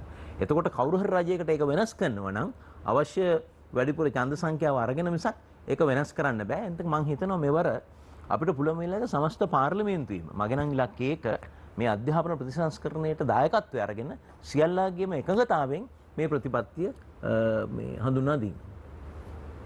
ඔබ තමයි ඉලක්කය. ඔබතුමාට තව විනාඩි කමාරක් තියෙනවා. ඔව් දැන් ඒ ඔබතුමා ඒක අහපු නිසා මම ඒක ඔස්සේ ගියේ. දැන් එතනින් එහාට අපි ගන්නව නම් එහෙම අත් වශයෙන්ම අපි කවුරුත් පිළිගන්නවනේ මේ COVID-19න් පස්සේ මතුවෙච්ච තත්වය. ඒ වෙනකොට තිබුණ තත්ත්වයක් එක්ක ගත්තම සහරාන් ප්‍රහාරයන් ඇවිල්ලා ඒවැ දැන් කොමිෂන් වාර්තා ඇවිල්ලා මම ඒ ගැන විස්තර කියන්නේ නැහැ. නමුත් ඒ වෙනි තත්ත්වයක් තුළ ආර්ථිකය දුර්වල වෙමින් පැවතිච්ච අවස්ථාවක COVID-19ත් ආවේ. දැන් ජාත්‍යන්තර වෙළඳාම අඩු වැඩි වශයෙන් බොහෝ දුරට අඩාල වෙලා තියෙනවා. අපේ රටේ නෙමෙයි මුළු ලෝකෙම. දැන් මහ බ්‍රිතාන්‍යය ගත්තොත් එහෙම ඒත් එහෙමයි. හැබැයි ඒ රටවල් වලට සංචිතයන් තිබුණා. ඒ රටවල වලට ආර්ථිකය ශක්තිමත් වෙලා තිබුණා. එතකොට ඒ රටවල් වලට අපිට තරම් ප්‍රශ්න ආවේ නැහැ. දැන් අද වෙනකොට රටවල් 100 ගණනක් තියෙනවා. එක්සත් ජාතීන්ගේ සංවිධාන රටවල් 190න් 100කට වැඩි ප්‍රමාණයක් තියෙනවා. අද වෙනතුරු කිසිම එන්නතක් ඒ රටවල් වලට ගිහිල්ලා නැහැ. WHO එක තමයි ඒ රටවල් වලට නොමිලේ ඒ එන්නත දෙන්නේ. ඉතින් එවැනි තත්ත්වයන් තියෙනවා ලෝකේ බරපතල විෂමතාවෙන් ඇවිල්ලා තියෙනවා. එක්සත් ජාතීන්ගේ සංවිධානයේ පවා පිළිගන්නවා තිරසර ඉලක්ක 17න් පළවෙනි එක දුප්පත්කම, poverty elevation එක දුප්පත්කම තුරන් කිරීම කියන කාරණේ 4 ගුණාත්මක අධ්‍යාපනය. මේ දෙකම දුප්පත් රටවල් සහ ඒ තුන්වෙනි ලෝකයේ රටවල් වල තව ආපස්සට යන්න පුළුවන් කියලා. දැන් මාර්ගගත අධ්‍යාපනයෙන් සාර්ථක කරන්න බෑනේ ප්‍රාථමික අධ්‍යාපනය. ඒ නිසානේ අපි මෙතනින් එහාට යන්න ඕනේ මේක